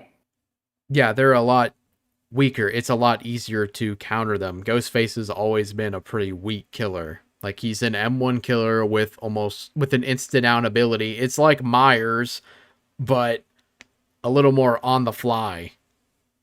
That's about it. And Myers, I honestly think Myers is better than Ghostface, because Myers can tunnel too if he's got Tombstone piece. Like, the add-ons. You literally just wait for somebody to unhook, then you could just straight up ignore Decisive Strike. You could straight up ignore off the record if you have Tombstone. You could just stab them, and that's it. There's nothing they could do. Yeah, and the only thing they can do is force DS if they jump in a locker, but if there's no lockers around, they just got on hook. They're fucked. That's it. Their game is over. So I don't really get it. The top bracket is like eating the forbidden truth and gaining all the knowledge. You feel what I'm saying, bro? You don't have to be a rocket scientist to accurately predict the outcome, especially with these devs. I mean, the last time they announced anti-camping, we got anti-face camping. I don't think anyone has found it difficult to stand 5 extra feet. It's actually, what, 15 meters? 14 or 13? It's not 5. You're trying to minimize the situation, man. Okay, that's what you're doing. Eventually take your time, no rush, to completely bypass this feature. Okay, so then there's reassurance. Like I said, you got reassurance. You feel me? You got shoulder the burden. So even if you decided you want to trade hooks or whatever, blah, blah, blah, you can still take a hook state. There's help in the game already for you guys that just don't want to use the perks because you're lazy. You want to use your stuff instead of using what behavior gave you. So this is like... That's the funny thing, though, because I've said it before and I'll say it again. I literally made a build specifically for that shit. And in surprise, surprise, even with it, if they decide to tunnel, it still fucking does nothing. It really still doesn't help that much. Because there's always because for whatever reason, there's also a downside to using those perks. If you're using Shoulder the Burden, the person that saved is exposed because fucking why not? Yeah, sure, why not? Like, they could become the tunnel out very quickly. Exactly. Because now, not only did you just take someone else's hook state for them, now you're just one hit away from fucking going down immediately. And now you're the guy that's going to get tunneled out. So, yeah, sure. Sure, use Shoulder the Burden. It's so good. You counter. No, because now you'll just come for me instead. So that didn't fix the problem. That just means that the guy I saved isn't the one getting tunneled anymore. It means I am. So the problem still exists. It's just, and you've switched target. And it's worth noting solo queue shenanigans. Because like I remember you and I with Nightshade played a game where we played with a Jonah who was a P100 and he wanted to kill himself on hook. Remember that guy? Remember that game? Oh yeah, immediately. We had 5 gens left. Oh no, we're playing against what was it? It was like a fucking Chucky or something, and he just killed himself for no reason. No, it was a Deathslinger, I'm pretty sure. Ah, okay. Well, yeah, it's like fucking we just started. Because you always get those one assholes that want to lower their MMR on purpose so they could get easier matches. And I mean, I can understand doing that. But at the same time, it's like, great, you just gave them a free win. And most killers don't respect that anymore. Yeah, And I mean, it was the same way back in the day before bots existed, where if someone hit rage quits because there was no cooldown on that shit for finding another match, and it also didn't spawn a bot, people would rage quit all the time back in the game. So you were completely at the mercy of that killer because there's no way you're winning it fair and square anymore. Yeah, there's no way. It's the same thing in solo queue now. Like I've heard I've heard this from killer players like, "Oh, well you have a bot." Bots are fucking terrible teammates. They're horrible That's the thing though. That's the thing. If you rage quit so they you get a bot, right? Here's the thing. Because these people rage quit so often, and now they had to add a fucking penalty timer to rage quitting. So instead of rage quitting, it's like, okay, I'll just die. So it's basically like old Dead by Daylight, where when someone wanted to quit, you're down an entire fucking player. Because now you're not going to have a bot anymore, because he just killed himself because he doesn't want to wait. So whoop-de-fucking-do. You fixed nothing, basically. Yeah, I mean, like, whenever we were in that game, you used Shoulder Burden to keep his ass alive. I remember that. He was on Death Hook, because he purposely got it there just so he would stay. And then you got tunneled out and died, and we were trying to protect you so you wouldn't die. And then Jonah, you died, and then the Jonah got found, he kills himself anyway. And that Deathslinger wasn't very good either. Shit. He wasn't even that good. The Deathslinger really wasn't. Deathslinger is one of my least favorite killers to play against, aside from Spirit for obvious reasons. But that Deathslinger was ass. Like, he couldn't catch me at the end game. I died to the entity. That guy was not good. And that guy wanted to give up against a very mid to low level Death Slinger. And we lose our MMR. All of our MMRs drop because we all die. We didn't escape. And that guy's raises. And what happens to us? We get a game with a killer who's a lot weaker, supposedly, because of how MMR works. And the Deathslinger who 4K'd, when he didn't really deserve it, he gets put in an even harder game. Which is why the MMR system is a complete fucking joke. Top brackets, like, that shit doesn't work. And he's talking about, like, reassurance. The value you get from reassurance is so little. It's a lot lower than you think. You have to run all the way across the map, get close, hit the button to activate. And then it only works one time per hook state now, because it used to be better where you could have all three of them run around it and keep putting on reassurance all day long. Now it only works one at a time. Or now it doesn't, you can't use the same reassurance perk on the same person. You can only use it once now. Not only that, they fucking... it's only like 30 seconds. And that's it. Mm-hmm. You could also bring Steve's perk, which, if... It's basically like built-in reassurance. So if the other people don't have reassurance, you can use it yourself, but it only works when you're on Death Hook. So it only works one time, and one time only, and even if you do use it, most of the time the killers aren't playing like dicks. So you basically brought this useless perk for nothing, because a lot of them aren't camping anymore like they used to back in the day before the anti-camp mechanic was implemented, which, by the way, is a complete fucking joke. Yeah, it's a complete, because you could literally, I'm not camping, I swear, I'm just walking by you back and forth every 5 seconds, but because I'm leaving and coming back, the meter is not building fast enough to the point where I'd be able to unhook myself. Oh, and you ran out the timer, you're already dead. Good job.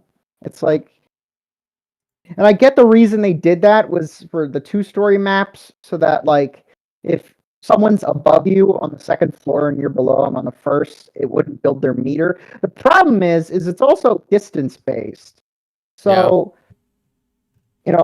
it's not based on how many times they walk towards you. I feel like if they should change it so that if they keep walking towards you, like, or it's different, so it's not like, I have to be next to you for like 30 fucking seconds or whatever, standing directly next to you to get it. If they made it so it's like, I walked past you 5 times because I'm quote unquote patrolling, it should just automatically give it to you. You should be able to unhook yourself. You might want to. That's the new strategy they've been using. I don't want to be a dick or anything, but your mic is kind of messing up. Oh, yours is too, but okay, it's probably me. Mine is too? Hang on. I don't... Well, it is for me. That's weird. Spaz, is my mic fine? He took a break. He's taking a shit. Now you sound normal. That's weird. I don't know. Maybe it's because sensitivity might be a little bit changed, because I've had some mic problems. But, I mean, the thing is, like, even if you run, like, the perks, like, Dead Hard or Off the Record or Decisive, if you want to get value out of it, you got to put yourself in danger. You have to technically play Toxic to get value with it. But if the killer is actively tunneling you,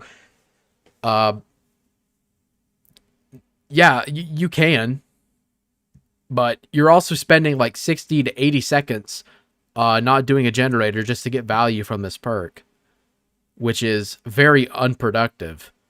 And if the killer, if they don't come back to hook or yo-yo, or they don't tunnel you, those perks do absolutely nothing.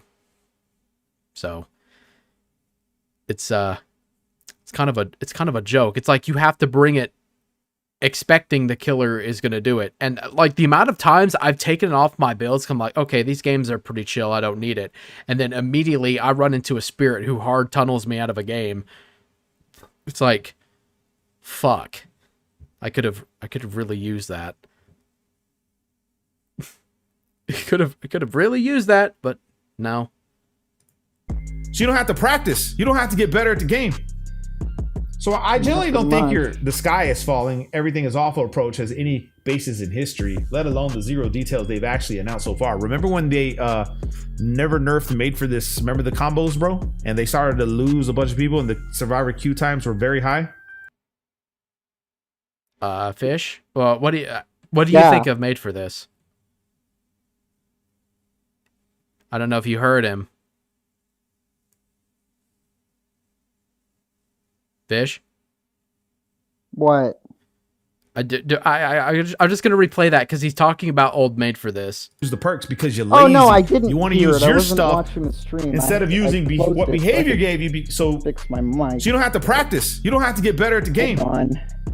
So I generally don't think you said Made for This. He was right, old Made for This. Yeah. Old Made for This was literally so hard to fight against. Like if you're a slower killer like Chucky or Huntress or literally anybody back in the day, yeah, good luck. You're never catching that survivor basically. You'll get like 2 hooks in that game and then that's it. Here's the thing though. Now Made for This activates when you get the endurance status effect kicking in and you have to mend. So basically that would imply that he has to hit you, trying to tunnel you out to get rid of your endurance.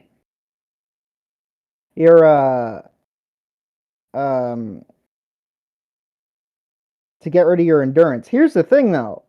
If he's really a tunneler, he's just gonna wait out the timer for your endurance anyway. If he thinks that you might have Made for This. So again, that's another useless perk. It does fucking nothing anymore, especially in this situation. Like,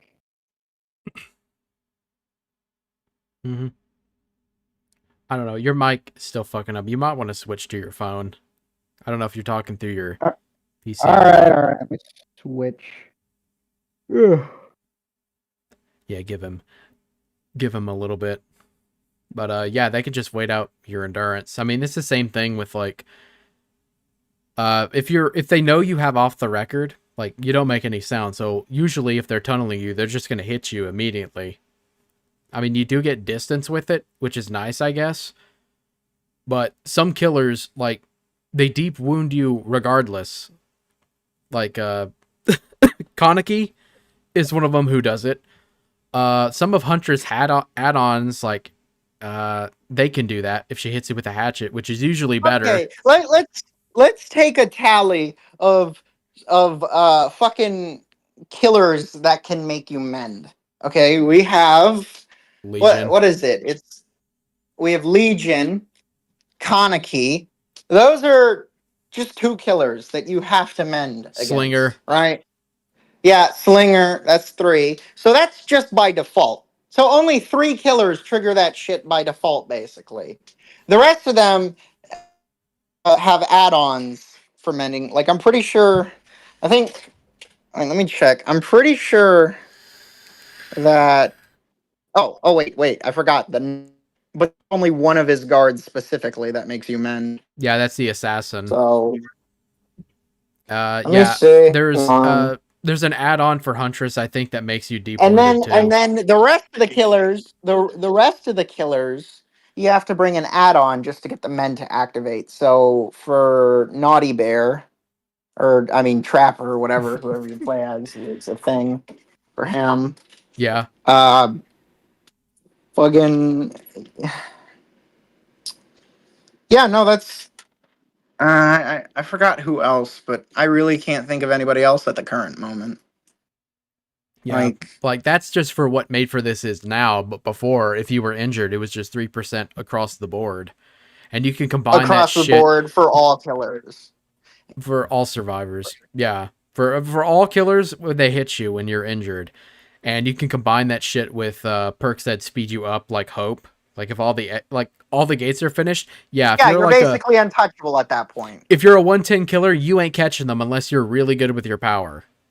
Yeah, you're never and most of the slower killers, most of them are ranged attack killers. But like if you're playing someone who isn't, but they're still slower, like the Hag, or Spirit, or Spear. Well, no, I mean, yeah, I guess, or Chucky. You're actually You're a not killer that catching can them do. ever.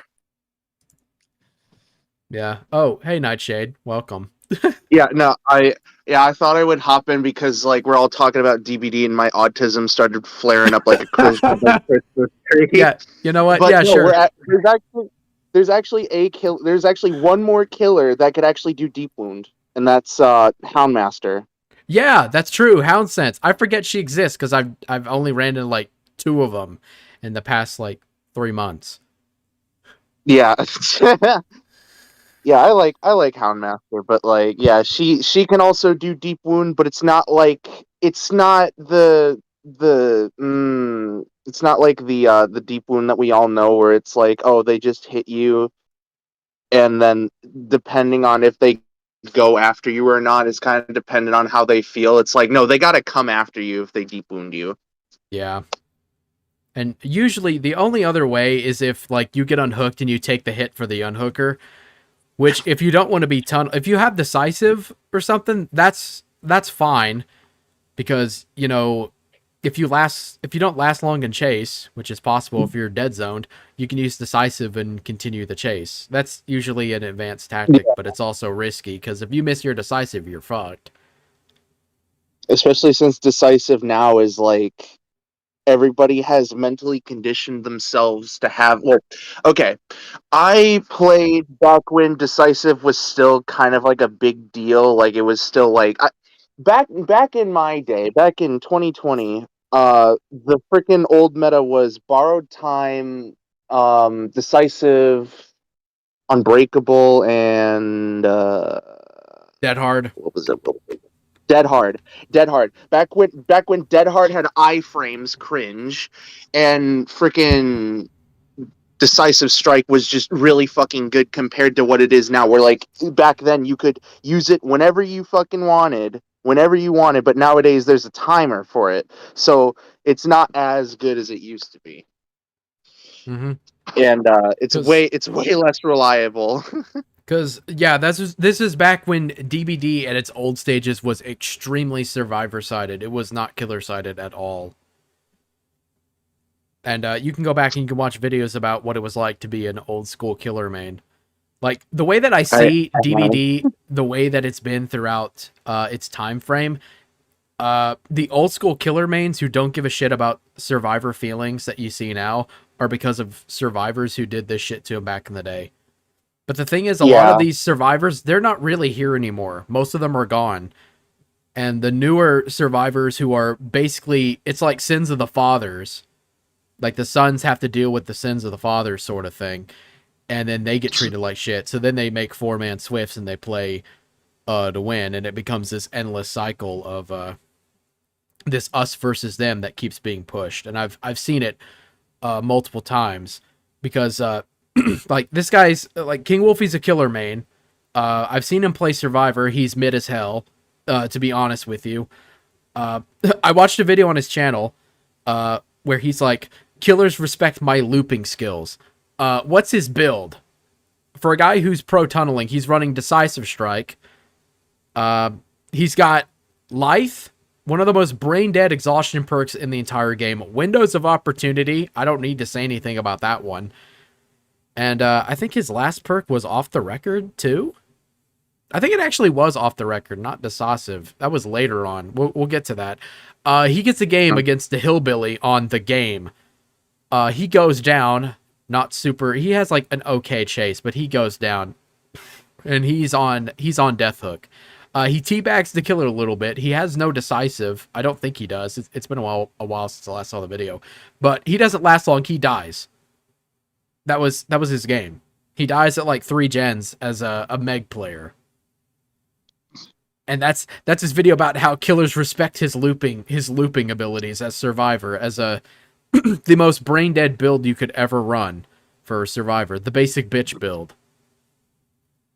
And then he throws on Decisive and he plays against an unknown who, you know, is a little bit lower, not as competent, and they like 4-man out. But It wasn't really because of Wolfie's skill. It's just no. Yeah, So- like when I play, I very much have a mentality of like, okay, this guy, he's struggling a bit, and I feel really bad. And then you get like your higher tier. Oh, I play S to A tier killers, and I think I'm so good, and it's like, okay, this guy's good. Fuck him. Mhm. Like y'all hate it. Y'all hate it when I play like Nurse or Blight or something, but I don't play sweaty. I don't tunnel you guys. I don't. That's not how I do it. We don't hate it. Well, I specifically don't hate it, but as somebody who's been getting raw dogged by nurses for the past 5 years playing this game, I would imagine that it kind of elicit some type of reaction out of somebody. Mm-hmm. And I understand that too, because I've said before, I fucking hate spirits. A lot of spirit players are complete cunts, but I have run into some nice spirit players. They're just hard to find. Yeah, they're hard to find. They're unicorns out there. And with old metas, like we're talking, like I know this guy's a killer man. He's talking about survivor metas. Anybody else remember the Starstruck nurse with I'm gonna head agitation? out back. I'll see y'all later. All right, see ya. Anyone remember that? Fish, do you remember? What? The Starstruck nurse. Do you was remember weird. that? Oh, you mean an insta down perk on the best killer in the game? Yeah, totally fair.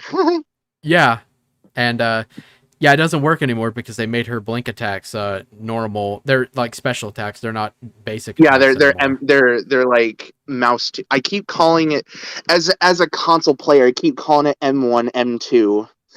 I should start calling it basic attack because I constantly confuse people, and it's like that's literally what I've been calling it for the past 5 years. I think it's just better to say M2 because we all know what you mean. I think that's fine.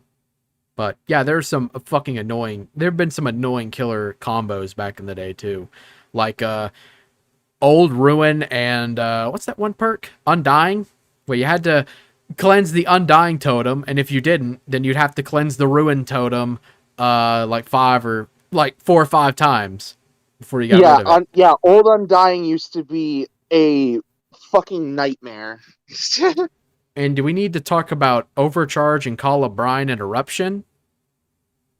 I was not there for that when that shit happened. That was like what was it called? Like the gen kicking meta where like they would constantly do that shit, and then that's why the entity blocker for the gens existed.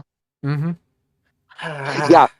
Coming back to Dead by Daylight a while after that shit happened, you can imagine my shock when me, a normal person that just naturally kicks gens out of habit, having to do it like 5 times, and then the entity blocks it. I'm like, what is this? Yeah. What is this? Yeah. But anyway, getting back to it. I think the sky is falling, everything is awful approach has any basis in history, let alone the zero details they've actually announced so far. Remember when they never nerfed and made for this, remember the combos, bro? And they started to lose a bunch of people and the survivor queue times were very high? You guys remember that? Yeah, it didn't As stick Aiden around. Fallen points out, we haven't seen or tested out these changes yet. We should keep in mind they've never balanced the game around that mythical top high MMR area either. It's always been more about the most players' experience in their trials, not what's possible by the extreme experts that make up like 6% of the whole or so. And this is where a lot of us are looking down. We're looking down as the top 6% of what this guy's saying. We see from the top that they're balancing the game around the Timmies, bro. And like I say, that's this weird ego stroking I really don't understand. It's like, all right, you're like top bracket. You're this great. Nobody really knows what fucking MMR there is. It's just your shit is completely hidden. I've watched videos of King Wolfie like effortlessly win games at 5 gens. How is he top bracket? If it was really top bracket and you're playing against 4-man Swifts like you always think you are when you're really not, and people are giving up left and right, you're not top bracket. You're really not. top bracket this, top bracket that. How about just there's people who are good at the game and there's other people who are just not good at the game. Like this whole thing with like MMR, top bracket, high skill. It's just like there's some people that just can juice me, and there's people that just can't do anything in chase. That's just how I see it.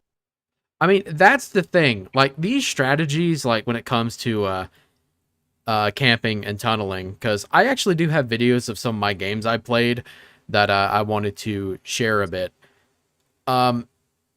It's weird to me because tunneling has always been seen as like the ultimate strategy by most killer players. I want to show you an example of like I also want to show like a bit of my mindset when it comes to playing the game.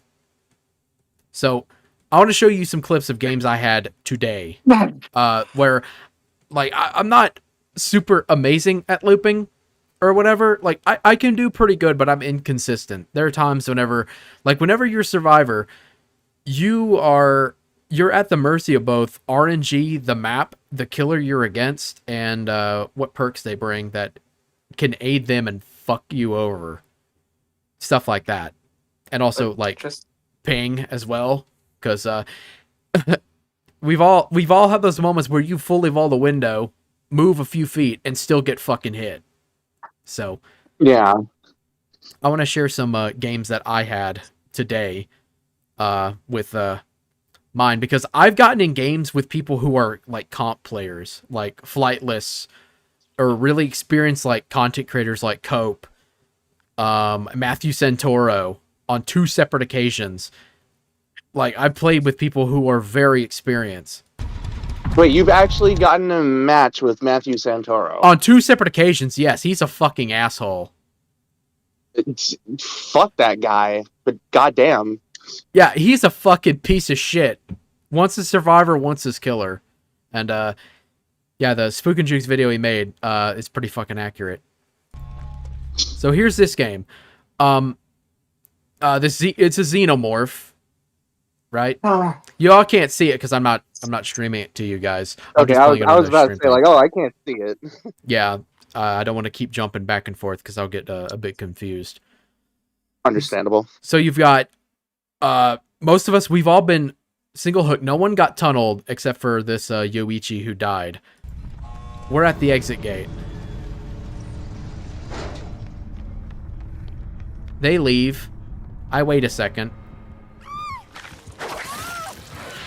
I drop my med kit with my eerie add-on that I didn't even use, and I leave.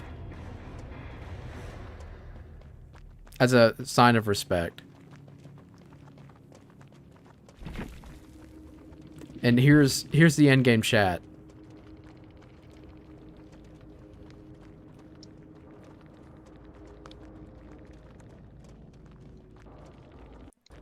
This is a little slow. I will move it ahead a bit. I said it's kind of hard to see. I apologize. I play with low save quality. I said have my Healy box.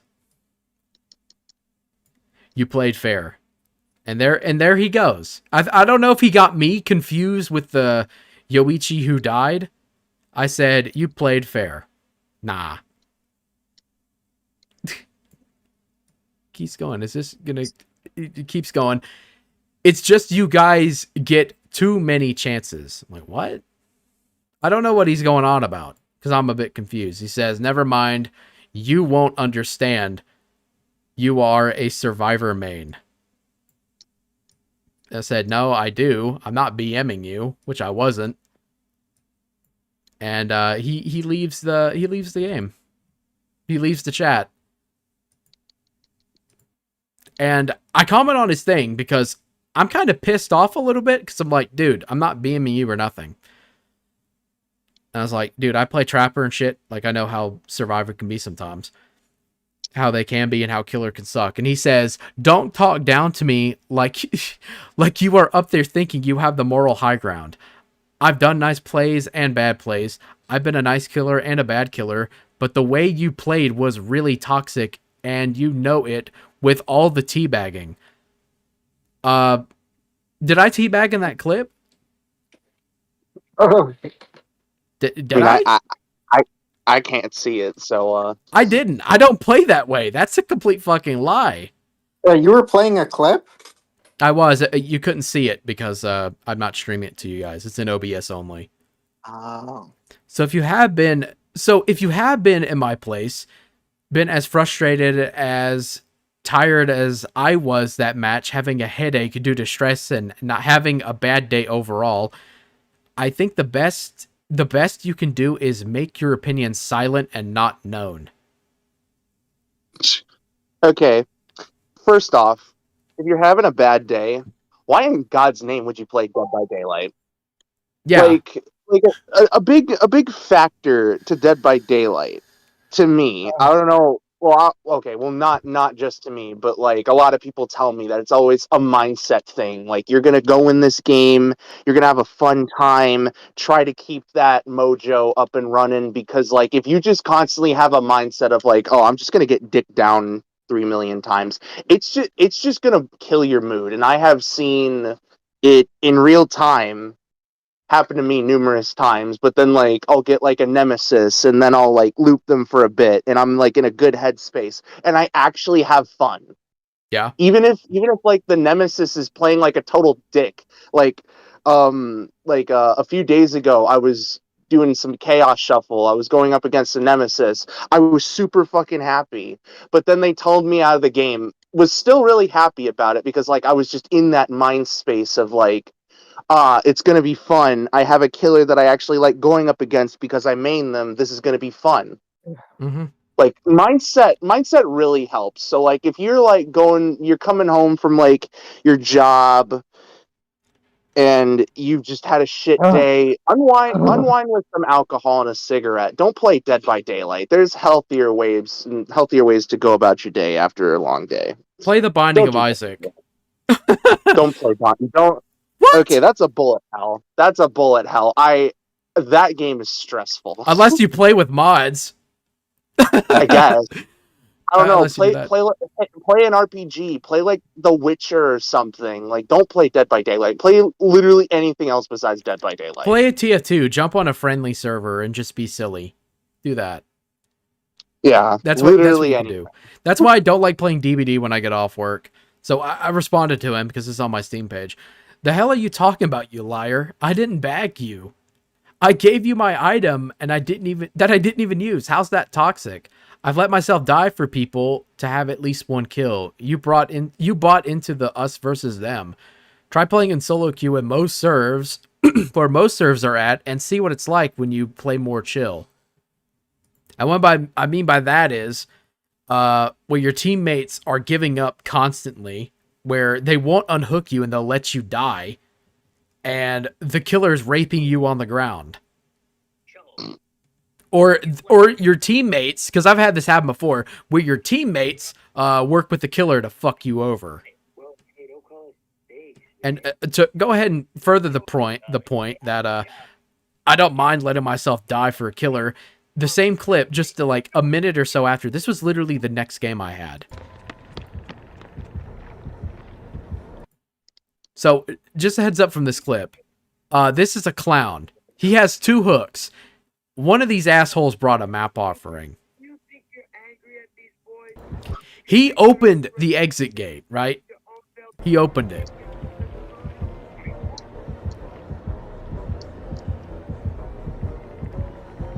I'm a bit unsure. He wants me to leave.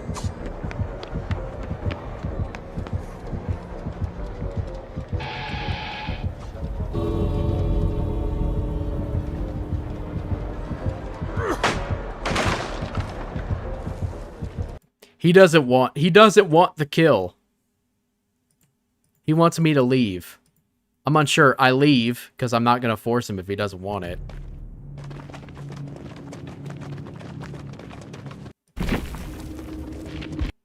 And just a reminder, because I haven't really showed on screen, I'm a P100 Nia. I'm a P100 Cheryl, and I'm working on trying to get my Jill to P100 as well. And I fucking hate the game as an M1 killer, by the way, because my main is Trapper. So I could feel this guy's pain. He didn't want the kill. So here's what he says. I can't with this map, ma'am. GG's though, and I say I'm sorry.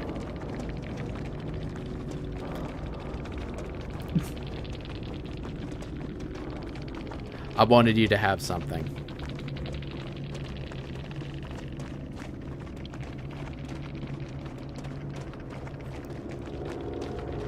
Now y'all earned the escape. I said this map is pre-drop city.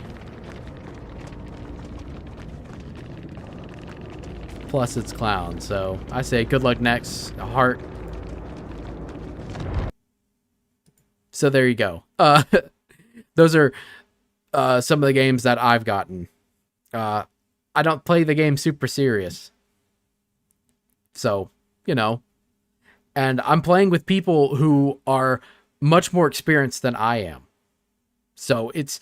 Aw, thank you. I mean, if you're referring to us, I wouldn't consider myself experienced. I mean, I don't like to go around saying I'm good at the game. I'd rather let people judge the gameplay and say what they want to say. But me personally, I just say that I suck at the game. I say I suck at the game too. I talk about how inconsistent I am. I've had loops that have lasted like 3 or 4 minutes. I've had chases that have lasted 5 seconds. Even some chases recently. Some of them, it can happen. It can happen due to how RNG the game is. And also how competent your teammates are with pallets. Because you can be good at chase all day, but if your teammates are dead or they give up... all of them? Yeah, I've had that happen before too. I had a Meg who pre-dropped every fucking pallet on the map. I think it was the game too. We all died. I think it was a Bubba. He just ate almost all the pallets. There was nothing there for us to play, and we all died. So, I don't have clips of that. I can go through... there's a huge amount of clips I've got. But, yeah, that's kind of how my games are. And even though I'm chill like that, and I try to be nice, even though I'm playing Nia, and I'm the most toxic creature that's supposed to be out there, I still get treated like shit. So, you know. All my videos, all this stuff you're doing is just making the SWFs stronger and stronger and stronger by giving the newer players more help. You get what I'm saying? I mean, because I'm playing the video again if you can't hear. Playing solo queue. That's my response. Just playing solo queue and tell me how well that goes for you. Like consistently. Don't just stream, because I know King Wolfie streams and he plays Survivor, but he really mainly plays it with people who are experienced. He's playing in a Swift, so he can win more. Do it in solo queue. And isn't that ironic though? Yeah. Solo queue's so hard, you got, or like, oh, Survive with Friends is too hard, but I'm also only ever gonna play Survive with Friends. I'm not gonna play solo. Yeah. So there you go with that one. I've seen a solo queue gameplay. It's pretty fucking weak. So yeah, go solo figure. queue is a legal form of torture. Yeah, it's where your brain cells go to die. It's where I have said it numerous times drunkenly and not drunkenly that I feel like Dead by Daylight is a government psyop to test my patience. It's like the thing in A Clockwork Orange to break Alex DeLarge's mind. Yeah, cause like, okay, dude, like I don't believe in superstitions, but I sure as hell like to believe in coincidences, right?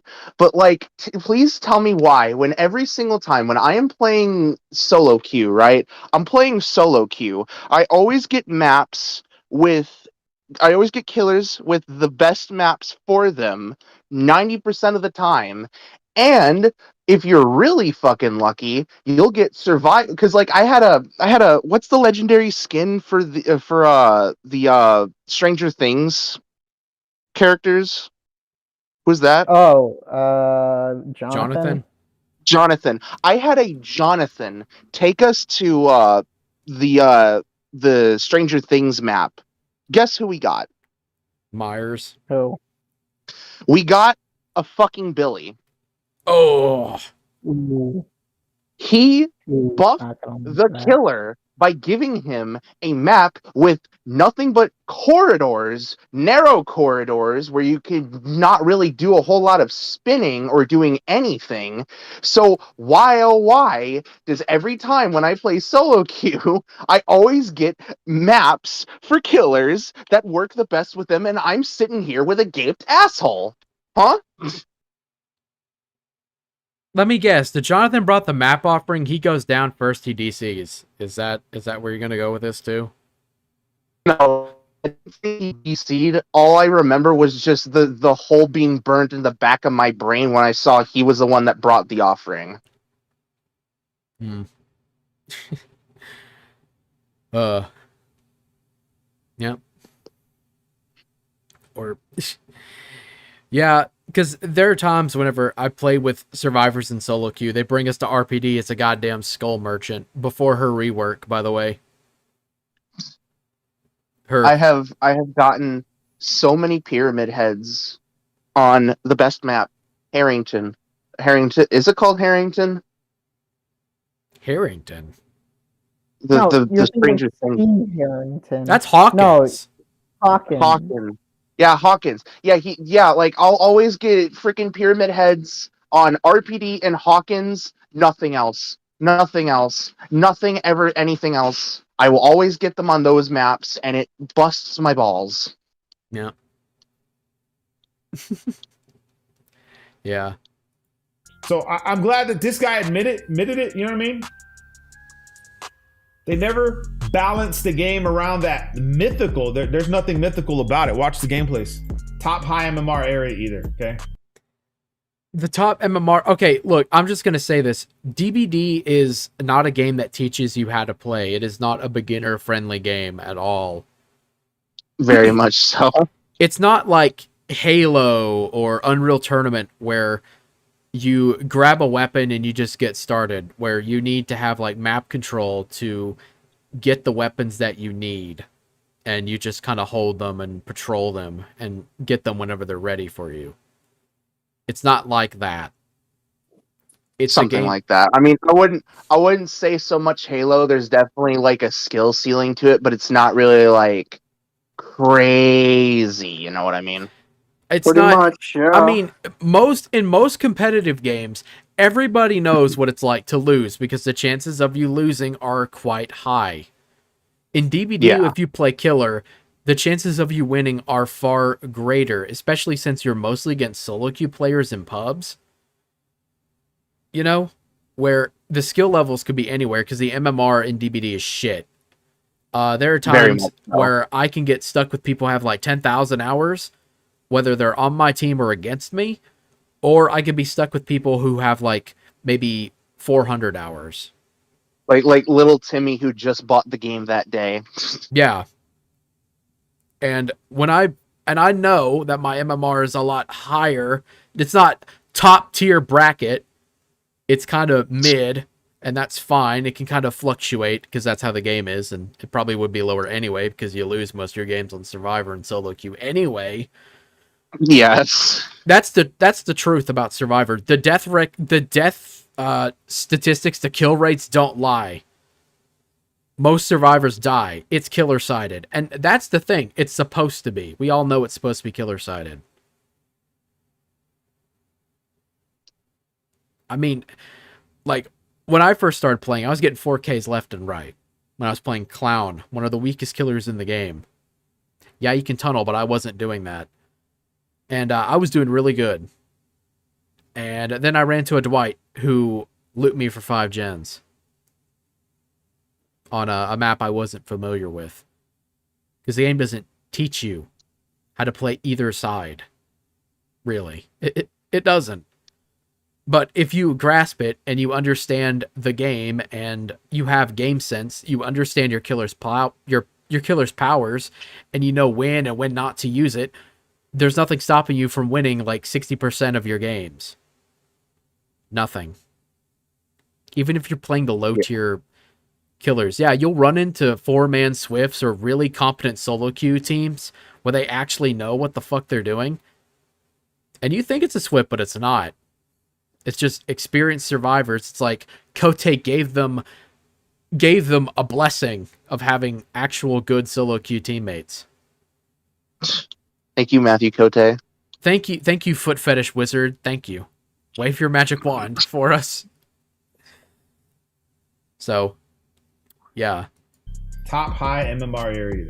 It's always been more about the most players' experience in their trials, which means the Timmies. That's pretty much what he's saying, okay? As David Fallen said, we haven't tested anything yet, and whatever it is, it won't be the end of the world for killers. Just look at the AFC. It's not going to be the end of the world for the killers who play the 12. It's not going to bother them. We're talking about the real killer mains that play to win. Here's okay. Playing to win. You win most of your games on killer anyway. Like, I mean, come on. If you're talking about like the people who like go on massive win streaks, which is also really cringe anyway, like whether they're playing low tier killers or high tier killers, most of them who go on big win streaks are playing the high tiers, like Nurse or Blight, or even the A tiers like Wesker, Oni, Dracula. Blight, Lethal Pop, Nurse, Lethal Pop. Have you seen that one clip about Starver? He was like, it was like a fucking thing where it was like, oh yeah, the killers and the perks that they ran. It was literally just Blight, Lethal Pop, Scourge Hook, Paint Resonance, Nurse, Lethal Blight. It's literally what it is. And the one Myers that he had didn't get any kills, and then he made a joke. He's like, yeah, he switched to Blight next game. Yeah. I mean, and the thing is with like high tier Harrys who always play like Nurse or Blight, I've seen them play weaker killers like Nemesis or Trapper or Ghostface or Myers. They fucking struggle like hardcore. Yeah. Because yeah, that's of course. Mm-hmm. And because the game isn't giving them free wins anymore. Yeah. Now you actually have to give a shit and put in effort. Like the streaks that people go on with those A tier, S tier killers, like I've seen them. Like I'm watching Momo 7th, one of the DBD comp players who had a 1,947 win streak on Blight, basically bitch and cry when he played against the 4-man Swift who brought all the sweaty shit and played to win. He got a 2K and bitched about how survivor-sided the game is after going on a 1,947 win streak. That's any game that's actually competitive. Any game that's actually competitive, try doing that in Counter-Strike. You ain't doing it. Or Dota 2, or League, or Valorant. Good fucking luck. Good luck with that shit. Because, I mean, like, the thing is with 4-man Swifts, too, I want to throw out here as well. You have to have... You and 3 other people have to be good survivors. Not average, good, for it to work. You have to know how to loop everything. You have to know what add-ons the killer is going to be running, what perks they run, how to abuse what you've got. And if you can't do that, you're not going to win as much as you think. You might have the advantage, supposedly in theory, but in reality, no. And it's a lot harder. Plus, you actually have to like the people you're playing with. So and you know, drama stuff happens between people. That does happen. That's kind of natural. But with Killer, all you have to do is say, fuck the Survivor rulebook, and that's it. Throw on the best shit, and there you go. You're all set. Pretty much. And play with the mindset of you're playing to win, which you're going to win most of your games anyway because you're playing Killer. You're not playing in solo queue. I mean, I'm not saying you can't go on losing streaks as Killer. I've had that happen before, but it's pretty rare. So, you know, it's kind of a thing you deal with sometimes. Here's the stupidity about it all, okay? You have MMR and SBM in a game, forcing it into a competitive state. And now you have players who are competitive and play, right, competitively and try to win every game. That's just the way it goes, right? That's what happens when you drop MMR, SBM in a game and you force it into a competitive state. Oh my fucking god, these ads. I'm gonna, Oh yeah, I I'm gonna say forgot. something really If you controversial. pause YouTube for a long time and then you unpause it, at least on mobile, you have to watch an ad. Well, we're not on mobile. That's still awful. What were you Exactly. saying? I said I'm gonna say something really controversial. Go ahead, do it. The start of YouTube's downfall was letting people think that their content's worth monetizing. You know what's really funny though? I think that's yeah, true, because too. some of the funniest shit came out years ago when no one was making money on it.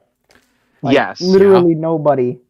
Because that was people making shit from the heart that they actually enjoy, not people trying to Literally gain an algorithm for YouTube money. poop. Yeah. YouTube poops were made from because people wanted to make something funny on the internet, and they are the funniest things you could ever watch.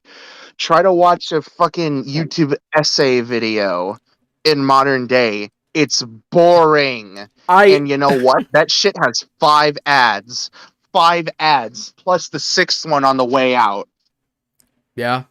Those essays are fucking boring. I could write a whole essay video about why essay videos are shit. They're boring. Legit. Yeah. Legit. But the start of YouTube's downfall was letting people like this thinking that their content is worth getting $1 for. Yeah. You're saying, oh, well, we're balancing it around the guys Yeah, who just play it's casually. YouTube used to be, oh, look at this. We're gonna remake Crazy Frog, but with, or it was like fucking other stupid shit, like a Sparta remix. You remember that? That was a thing. Annoying Orange, just stupid shit, but people having fun. Now it's like, here's a 40-minute video essay. Gee, I wonder what happened to Mr. Balls. Explained, exposed. It's totally over for him, and it's The like, Mr. we've Ball had situation is crazy. guys.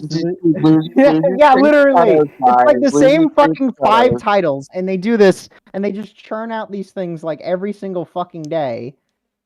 And it's like, for the maximum amount of clicks and attention. Losers, creeps, pedos, 5 ads. Yeah. My content is so good, guys. My content's so good. They should Aw.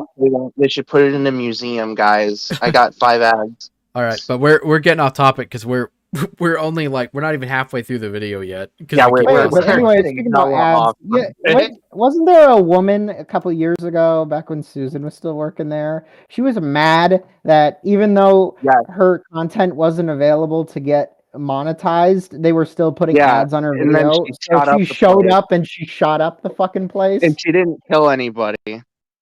Lame. She just killed herself. Like, Of course, it takes a man to do it right. Does she work I for? know- Does she work for Kotaku or Kotaku or IGN? She has the aim of a fucking player, one of their journalists playing Doom Eternal or whatever. Just the aim. Like, okay, I know we're getting off topic. But I have to say this. It's literally shit like that not is just like a downfall, but it's also literally it's making literal criminals fucking think that their shit deserves to have the dollar bill on it. It has shit like that. That shit has caused nothing but just creative look at bankruptcy and literal fucking like crazy people to think that their shit deserves money. And these people have to do crazy shit, and it has to be crazier and crazier than the last video, specifically because no one's going to click on it, because there's so much shit out there that if it doesn't look interesting, no one's going to click it. They'll never watch. Yeah. That's why fucking Jake Paul recorded a dead body, because, you know, he had basically done everything. Interesting, that is. And The only it's thing like, he how can I hasn't outdo that. The only thing he hasn't done is pull a Jimmy John and fuck a shark, or at least look like he is Yeah. fucking the shark. Pretty much. Okay, but And anyway, then what's that other guy that made a video about is it a real dildo or is it my boyfriend's dick inside my asshole? And you remember that when that was on the platform and it didn't get deleted or demonetized or whatever, but it was just it was there for like months and no one did anything about it. Yeah. That's fucking weird, right? But Or the anyway. guy, the Nair hair removal on my butthole guy. You remember that guy? And the actual video shows his fucking asshole. And it's like, dude. Or the fucking Elsagate videos that literally Yeah, took that too. advantage of iPad kids and shit like that. Literally Yeah. all that, the freaking shooting from All that of one that- chick, the Elsagate shit, all of that was caused by because money. of the monetary incentive that they brought upon this decrepit website. Mm-hmm. If y'all keep talking, we're gonna get more ads. So, okay, yeah, let's go ahead and get back to it. Here's the Yeah, stupidity we need to get back about to it this all. because I'm gonna keep going and going and going. You have MMR and SBM in a game, forcing it into a competitive state, and now you have players who are competitive and play right competitively and try to win every game. That's just the way it goes, right? That's what happens when you drop MMR, SBM in a game and you force it into a competitive state. I mean, you could also apply this to the old system that DBD used to have, where there were ranks, and they changed it to skill based. And skill based was judged by if you survive a trial or you don't on the survivor side, and on the killer side, do you have 3 kills or more? Then you win. Anything less that, you don't win. So it's really weird when it comes to MMR, because the way they do it is if you survive, if you die by any means, it doesn't matter what. It doesn't matter if your teammates abandon you. The MMR system is terrible. It's really fucking bad how it's handled. You live, great, but you could loop the killer for five minutes and still die, and that doesn't mean anything to the MMR system. And you can be an asshole that waits for everyone to die so you could get hatch and I'm gonna rank up. Cool. Yeah, I've had that happen before too. I've seen it happen numerous times. Like, the MMR system is so damn flawed. I know they're changing it, and I'm very happy that they are. That's why they're trying to shift away from just if you die, then that means you suck. Like, what's the difference to the MMR system? There's no difference between this, but what is the difference between 9 hooks and 1 kill and 3 hooks and 1 kill? Nothing. It's 1 kill. That's stupid. That's fucking dumb. That's dumb. You should kill yourself. Yeah, it's fucking stupid. I'm glad they're changing it. I'm really glad that they am, and they're shifting away from just getting somebody out of the game as early as possible for your win. It's really fucking dumb. Because if you're playing... Because with all the different killers in the game and different skill levels and skill-based matchmaking being fucking terrible anyway, in almost any game it's in, like... It's not... It doesn't really mean anything. And considering that DBD is just a casual party game, a party horror game, which is really what it is, like, it's so fucking dumb to have it. It's dumb to play it. Like, surviving or escaping is a super amazing thing. And, like, getting 4Ks, because even if you're a new player, you could still get 4Ks pretty often. So it's just... And who gives a shit if you're good at the game anyway? It's really not that hard to play either side. It's not a flex to say, oh yeah, I consistently get 4Ks in Dead by Daylight. It's like, dude, you just need to take a shower. Yeah, try playing an actual competitive game where people actually... Getting 4Ks won't add inches to your cock. No. Yeah, getting 4Ks and sweating your ass off and BMing a bunch of like TTVs who've never done anything to you to rage bait also won't stop you from being homeless. I hope that doesn't hit too close to home for you, Wolfie. Just saying. Low hanging fruit, but fuck it, it's banter. Is he actually homeless? Or are you making fun of He was at one point. He didn't have a home for a while. It's true. Jesus, dude. I didn't know he wasn't King Wolfie at the time. He was Peasant Wolfie. Yeah.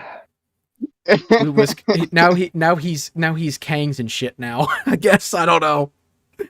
And now you're saying, well, we're balancing it around the guys and just play casually. So then turn the damn MMR off. What would be the need? If you make it competitive, it's going to be competitive. It's not. I imagine they'll eventually find themselves in an MMR. Literally, no one. The only people that want to make it competitive are assholes like this. Almost everyone I speak to or talk to thinks making DBD competitive is a bad fucking idea, because it's already toxic enough as it is. It's already toxic like enough. if they want to appeal to people who want to play and actually win, they could just make an alternative like competitive mode where everyone's at the same footing, that you might get tunneled, you might die. I don't know how they do it. I doubt they do it. I mean, it would be kind of nice. Maybe you could experience Here's it how from I'd playing do it. seriously. I'd make the base game competitive mode, and then I'd have like a relax, or the base game would be default. You have a second mode that's just chill mode. So basically, there's no tunneling. If someone just got off the hook, they're like a ghost. The killer walks through them. They can't touch them until they hit somebody else or hook somebody else. Yeah, they're like ethereal, or they teleport. But there would be a problem with that, because I used to play 2 games that did have a comp mode and a regular mode. It didn't stop the comp players from coming into casual modes and just absolutely fucking ripping apart like newbies or people that are not really that good at the game. So like I don't think doing that would, okay, unless if they were to do like major changes like Fish said. Like guess there could be something. You'd literally have to just neuter the entire game so that you could have a version of the game that people can play when they want to be sweaty assholes, and you could have a version that you just can hop on with your friends and everybody gets to have fun. Yeah, because that's the thing. If it did have like a full casual mode, sort of game mode, yeah, you'd get people like that. It's the same in a lot of games, TF2 included. Like I've sit with like 5,000 hours in TF2, and usually I stomp the shit out of a server I'm on by myself. Now, do I feel good about it? Not really.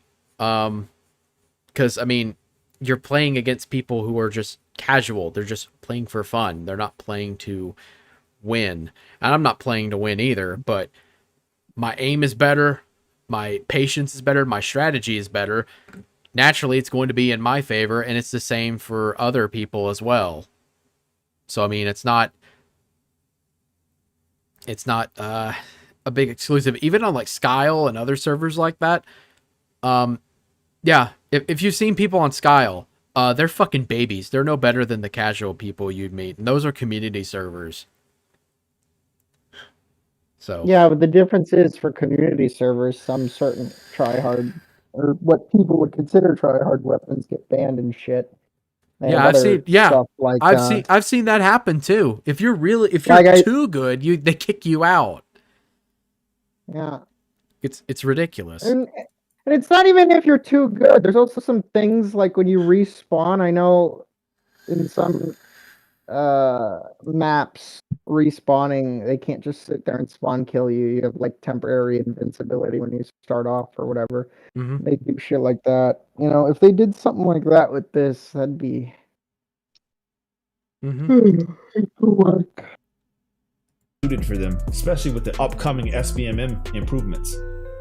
This right here speaks Survivor main entitlement completely. I imagine they'll eventually find themselves in an MMR bracket better suited for them. Meaning, when they cut all your strategies off and you're forced to lose versus the SWFs at the top brackets, you'll fall to where you really need to be, because that's probably your real skill. Yeah, that is your real skill. That's the reason why fucking chaos mode, where it makes all the perks and other shit redundant, because you don't get to choose your own perks. You can't be carried the entire fucking match by your baby mode ass same perks. Oh, fucking pain res, lethal, all that other shit. It's like, yeah, then you can actually see who's good at using the killer's powers and who's only good when they have certain perks equipped. You could, so it's like a lot of the buffs that Behavior is doing is to aid solo queue and make it less hell. That's the changes you're getting. Like, again, because survivors, you don't know who you're playing with and you don't know what their strategy is in solo queue, and you don't know if they're even going to stay in the game or not. Which is why a lot of people who play solo queue, mainly like myself, I do play with friends, but depending on the people I'm playing with, the skill levels are out of balance. And sometimes even I, with 3,000 hours, can still eat shit. Because it happens. You're not always going to have 5 gen chases. You're not always going to 4K every game. Like, you'll be fine. And yeah, you will have to adjust to how they do it. Of course, this is just Doom posting from this guy because, like, just the title. DBD Dev confirms it's over for Killer Mains. GG. Because tunneling's going to be a little bit harder to do.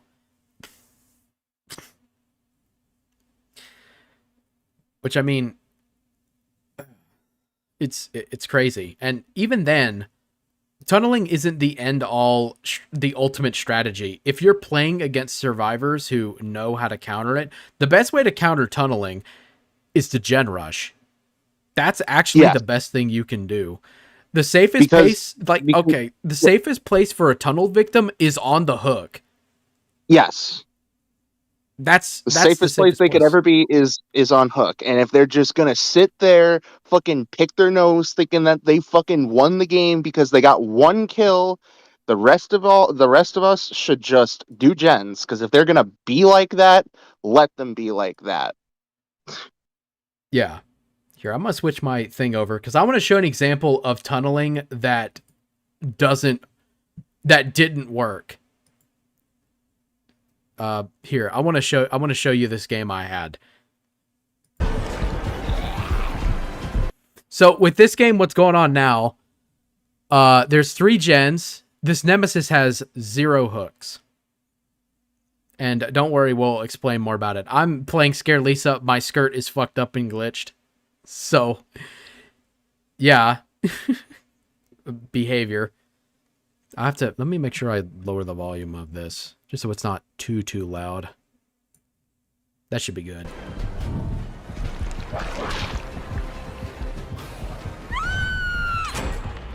I love Lisa's screams. They're so funny.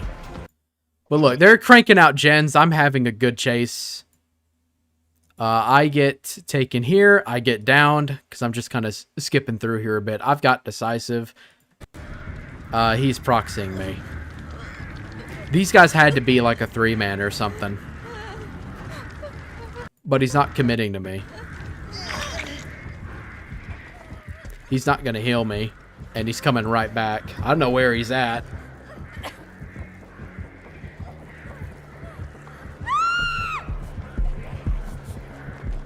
He wants me.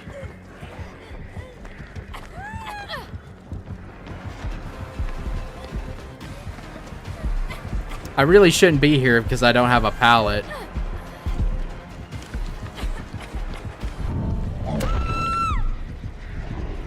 But you can hear the gen progress. You can see it on the little meters. I use decisive. I start running.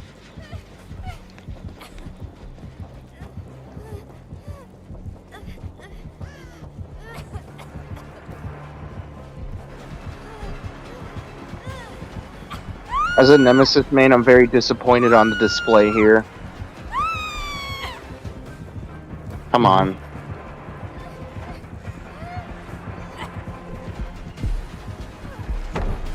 I should have greeted that pallet.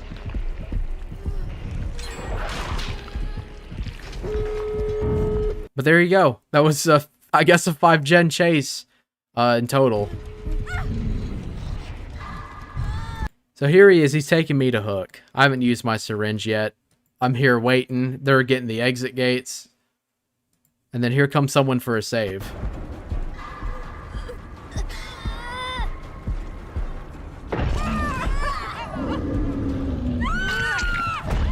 So here's the situation. Zarina goes down. Like, she's right at the hook. I have my endurance. I'm fucking hightailing it out of there because I don't want to die. Who's he gonna go after? Ilio. Yeah. You, Soldier Boy, tell him. I mean, then again, you are the obsession. Maybe he's trying to be lore accurate. Lore accurate. My name's not Jill. No, I know that. I'm just saying. I can't believe Nice. you missed me there.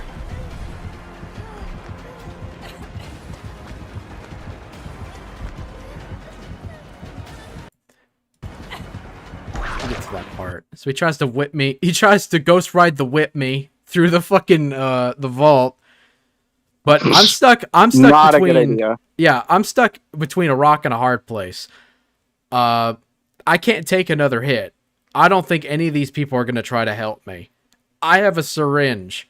Now syringes are hated. I brought it with me because I wanted to get like 2 heals and keep myself alive. Because I'm playing in solo queue. I'm not connected with these people at all. So I got to make a decision. I pop it. I let him mind game himself at Shaq. I go hightailing it out. I just gotta last long enough for the syringe to activate. I fake the vault. Run through here. I have no idea where he's at, so I have to play safe. The syringe is almost popped. There we go.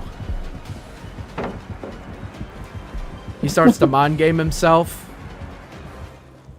I'm hightailing it out.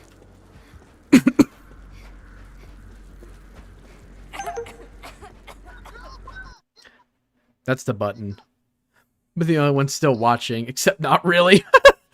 Yeah, this stream's going on for quite a while. I know. So, I just escaped. I'm running. At this point, I'm thinking to myself, maybe I should let him have the kill. He's had a rough game.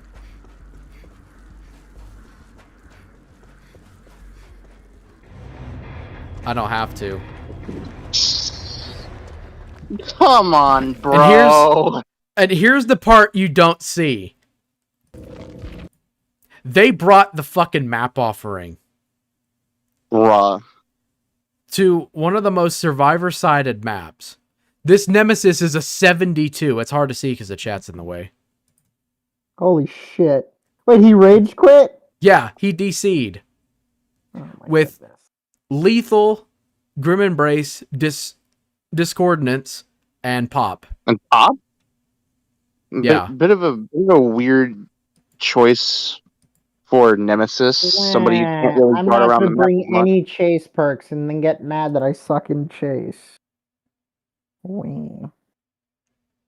Now, I've already shown clips earlier in the stream where I wasn't toxic to a killer. They still crash out. I offer to die for a killer in a clip, and they don't take it. And even here, because my mic's not in, I literally said, maybe I should let this guy have a kill because they brought the map offering. What if I did? What if I didn't have my syringe? Do you think this guy is going to be all nice and hunky-dory with me? Do you think he's going to fucking rape me on the ground? I think he would. Is he going to beat my ass on hook like I'm a piñata? Probably. Yes. So, it's weird to me. So yeah, tunneling is not as effective as people think it is. These guys were smart. I mean, yeah, they brought the map offering, sure. But according to, killer mains, they're here to win. So why not why not bring map offerings then? What the fuck are you listening to?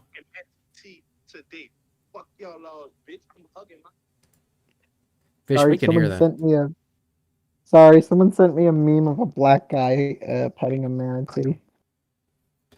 So there you go. Let's switch over to the video again. I just want to share that. Yeah, tunneling isn't. Yeah, it can be countered. That wasn't a Swift. Yeah, tell that to a Ghostface main who can't apply map pressure in area of damn crows. Okay, Red Forest, Garden of Joy. Don't even get me started on the infinite loops. There's infinite loops in damn Protus Print Asylum. Are you kidding me? They'll find themselves in an MMR bracket better suited for them. And okay, Yeah, you will. That's why when fucking randomizer comes out, Chaos Shuffle, that's why you guys that bring all the same 4 perks over and over get immediately fucking shit on. Because you don't know what the other perks do because you never fucking use them. Because you're stupid. Mm-hmm. And, just to add, like, running the infinites. There are no infinites in DBD. They're just really strong loops. You know what you do when you see a survivor running to the main building, Garden of Joy? You don't fucking run in there. That's what you do. You don't do that.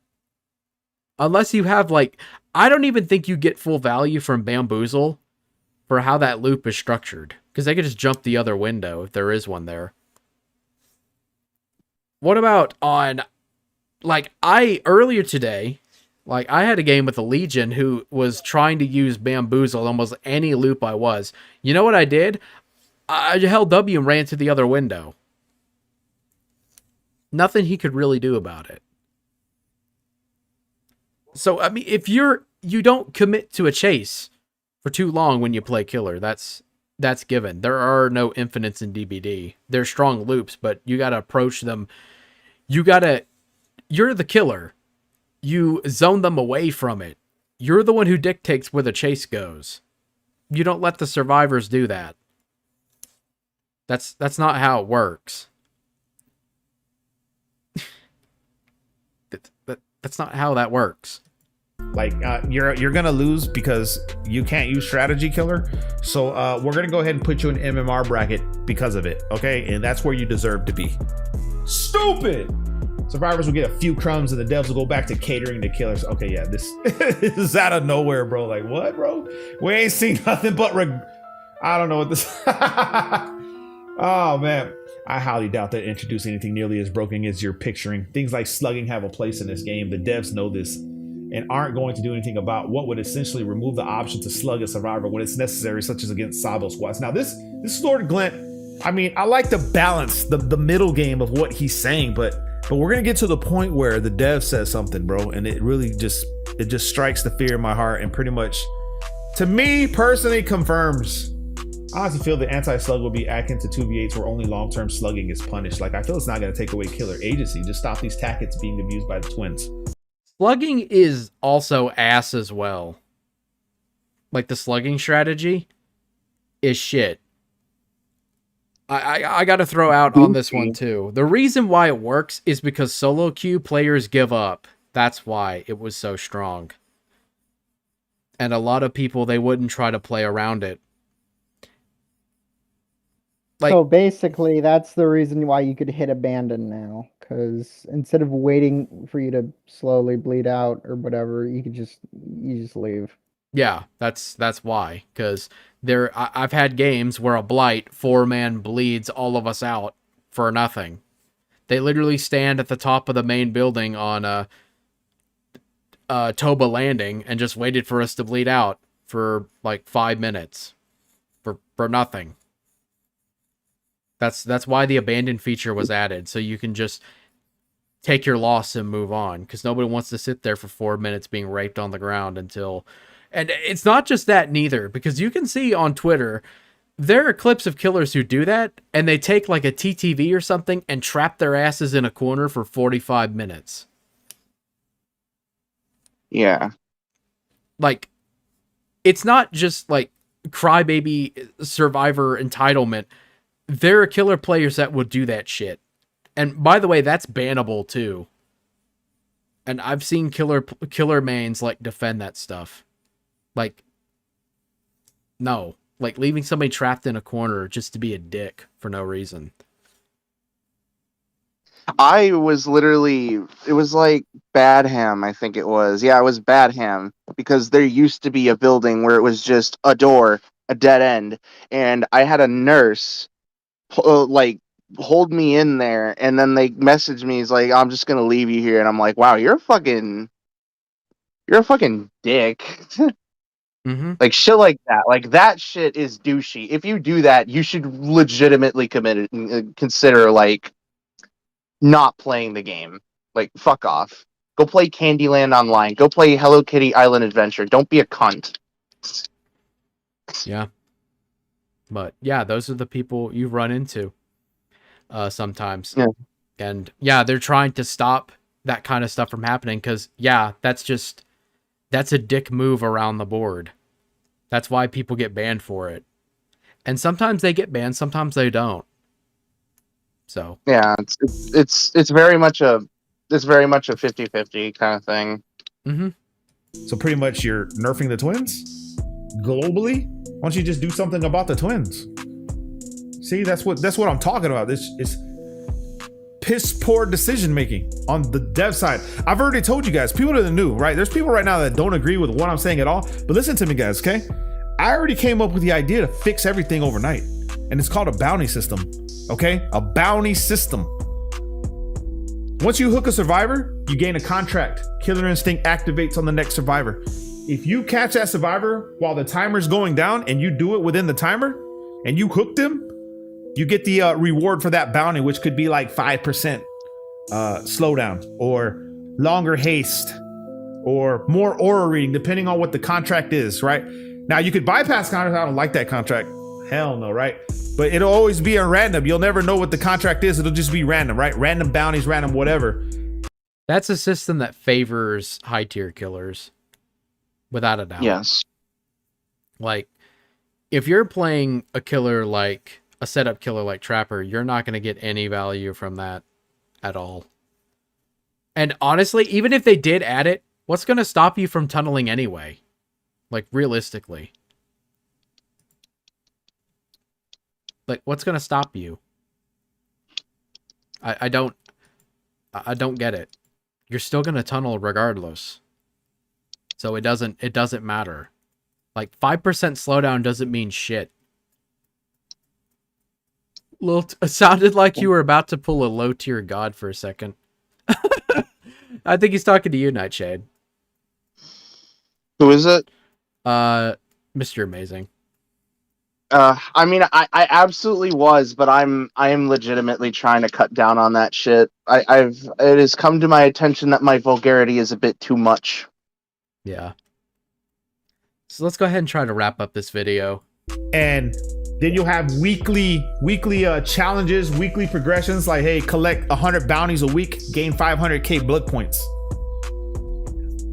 You end tunneling, you end camping, you end everything overnight because people are going to work for that BP or badges or outfits for the week, right? Want to gain these outfits, complete these bounties.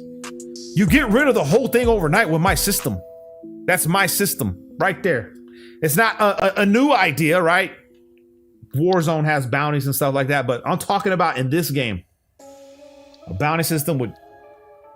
Oh, I don't know, man. A completely different game. Yeah. Balancing if needed. Completely different game. There's a big difference between COD and Dead by Daylight, my guy. Yeah. Who, for you? Majority of the killer base? This is... Enjoyment is not... Does not fall on killer responsibility. That's the dev responsibility. And to call these unenjoyable aspects and then target the killer mains for it, you're letting the devs off the hook, son.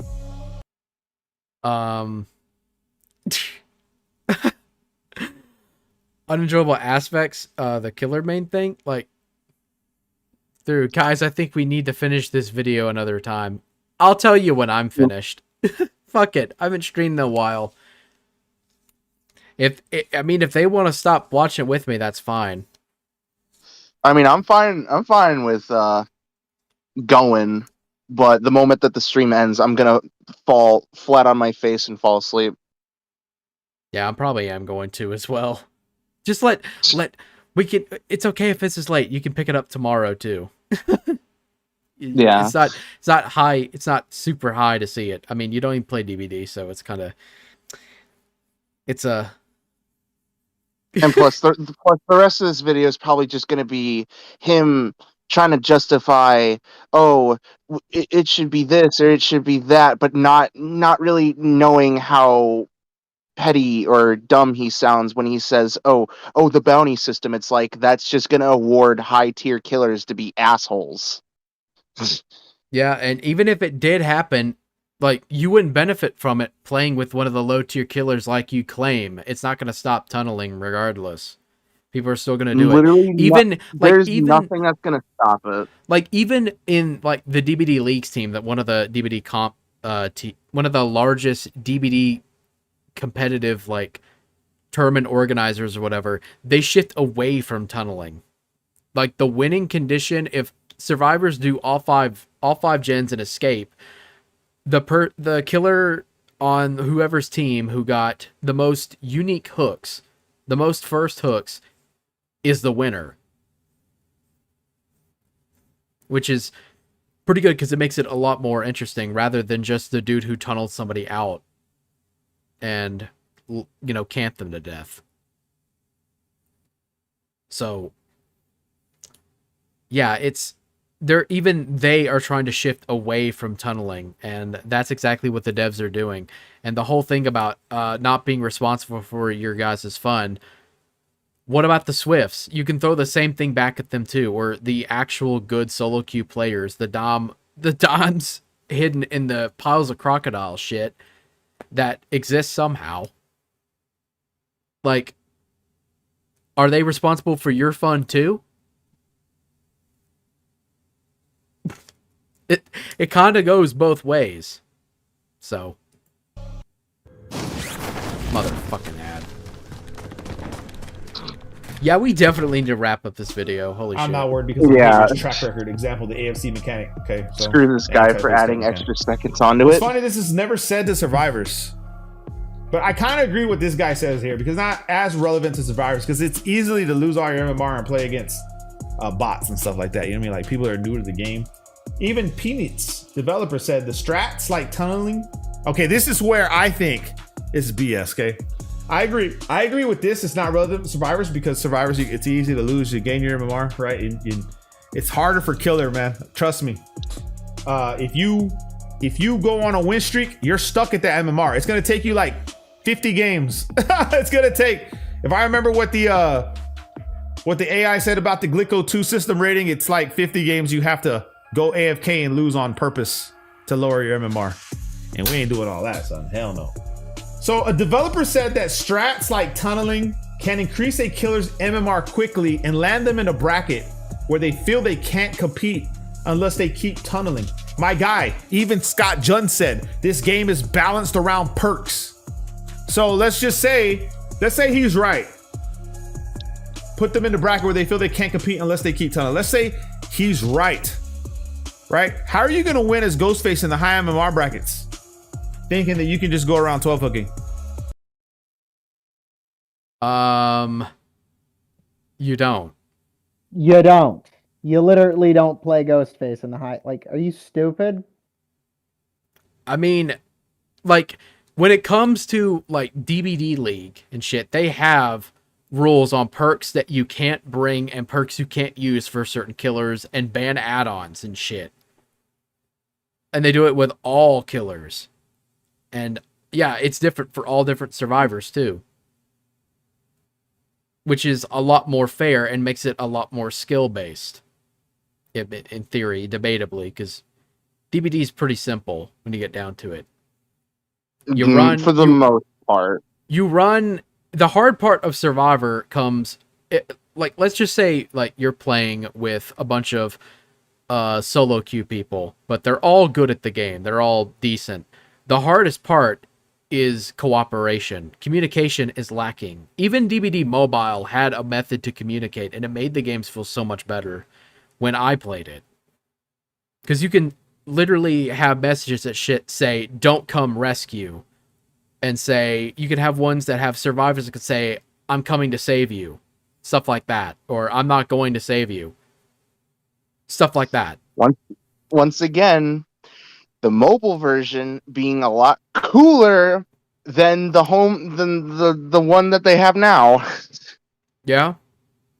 What the hell, behavior? Come on. And I know that was a different company running that game, NetEase or whatever, but that goes to show you, and even that game had a competitive mode too. So I never played the competitive mode. I can't play it because the server shut down months ago. Yeah. But I mean, it had the stuff that people have been asking for, the sweaty people have been asking for, and even the casuals have wanted too. The ability to have some level of communication, and also the commend system actually worked in that game too, which is also nice. But it had its flaws, and that's why it's not around anymore. Plus, the company that worked on it was fucking shitty. So, there you go. Like shitty as in like bad management or like Bad management and horrible like treatments. Like, you know the Naughty Bear skin? Yeah. It was like, yeah, you can buy it with Auric cells or you can buy it with Eerie shards nowadays. On DVD Mobile, you had to play Gotcha and you had to spend almost $100 to get him. Ew, gross. I just threw up in my mouth a little bit. Yeah, no, now I know what you mean. That is a big reason. The Gotcha system is the biggest reason, aside from NetEase being shitty, why DVD Mobile died. So, A gotcha system, gross. I mean, it was a Chinese company running it. What do you expect? I mean, okay, yeah, you know what? You got me, but still, though, like, threw up in my mouth a little bit. You could say I gotcha.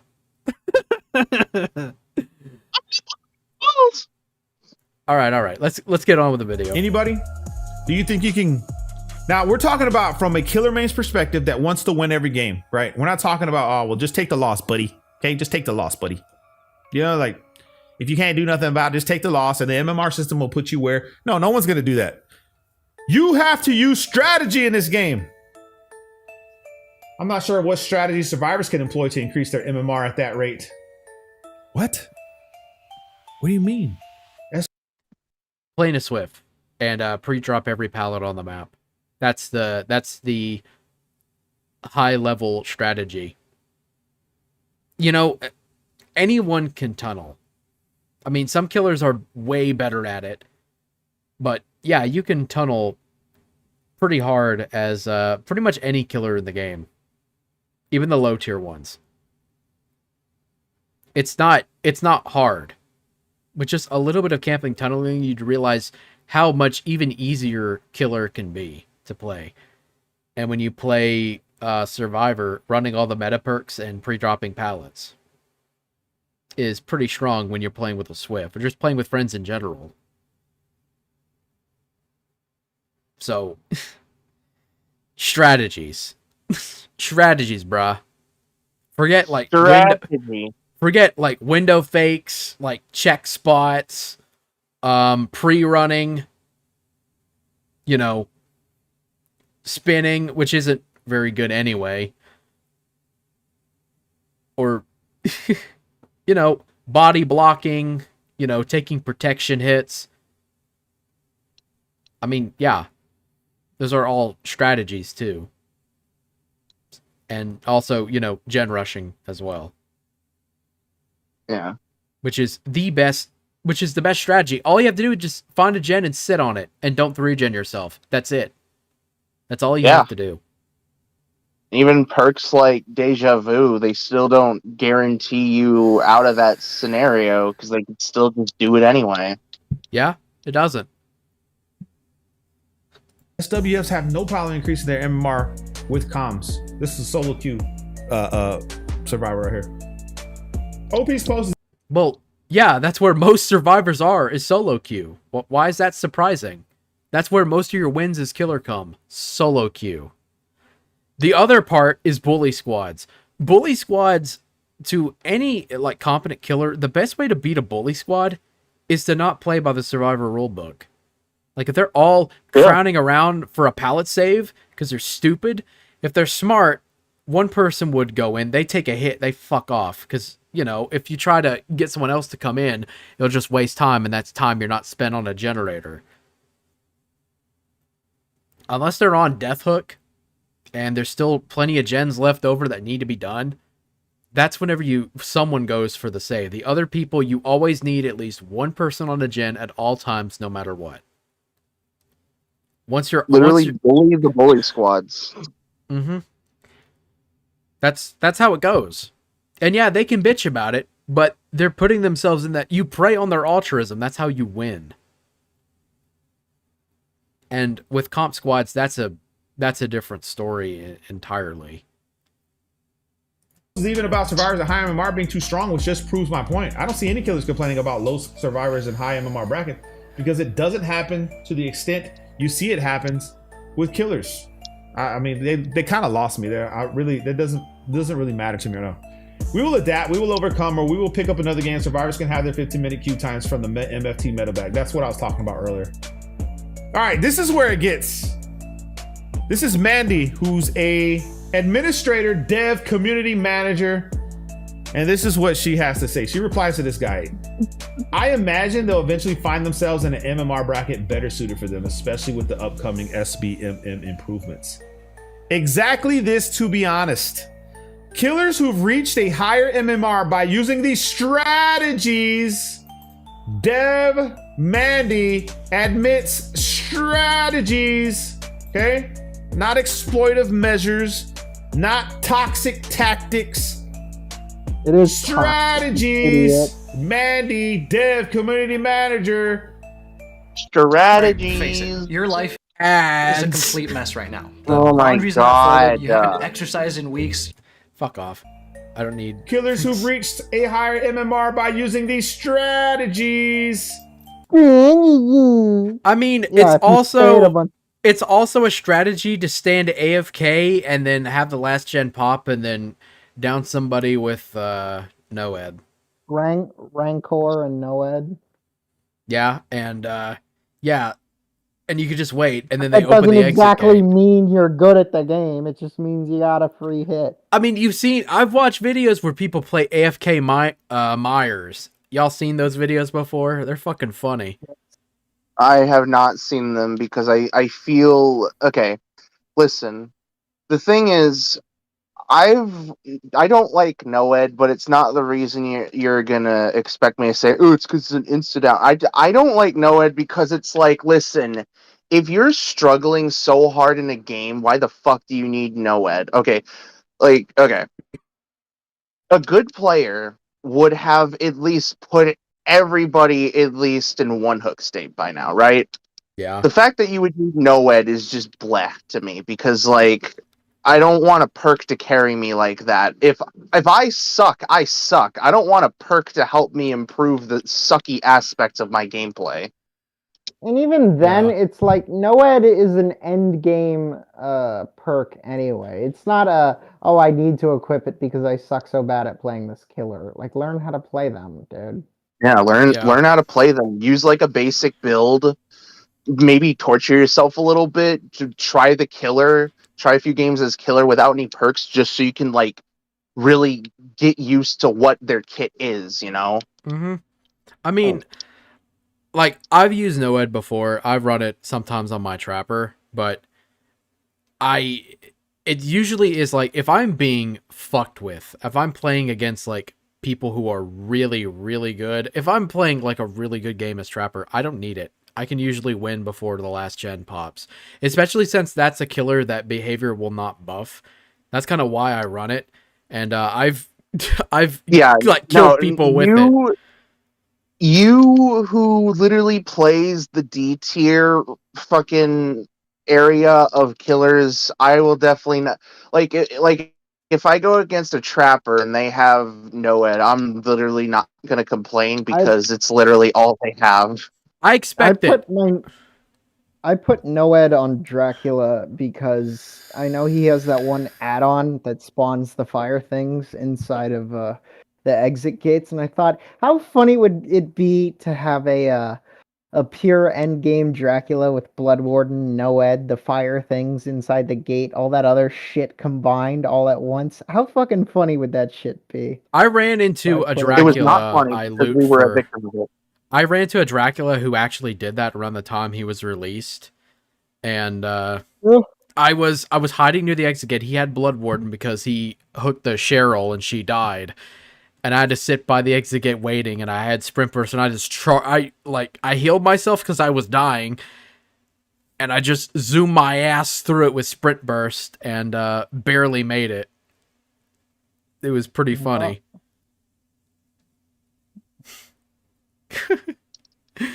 But I mean, yeah, those are second chance builds too. You can run those as well. Most killer strategies like that work. It's not just like camping, tunneling, and 3-genning or slugging.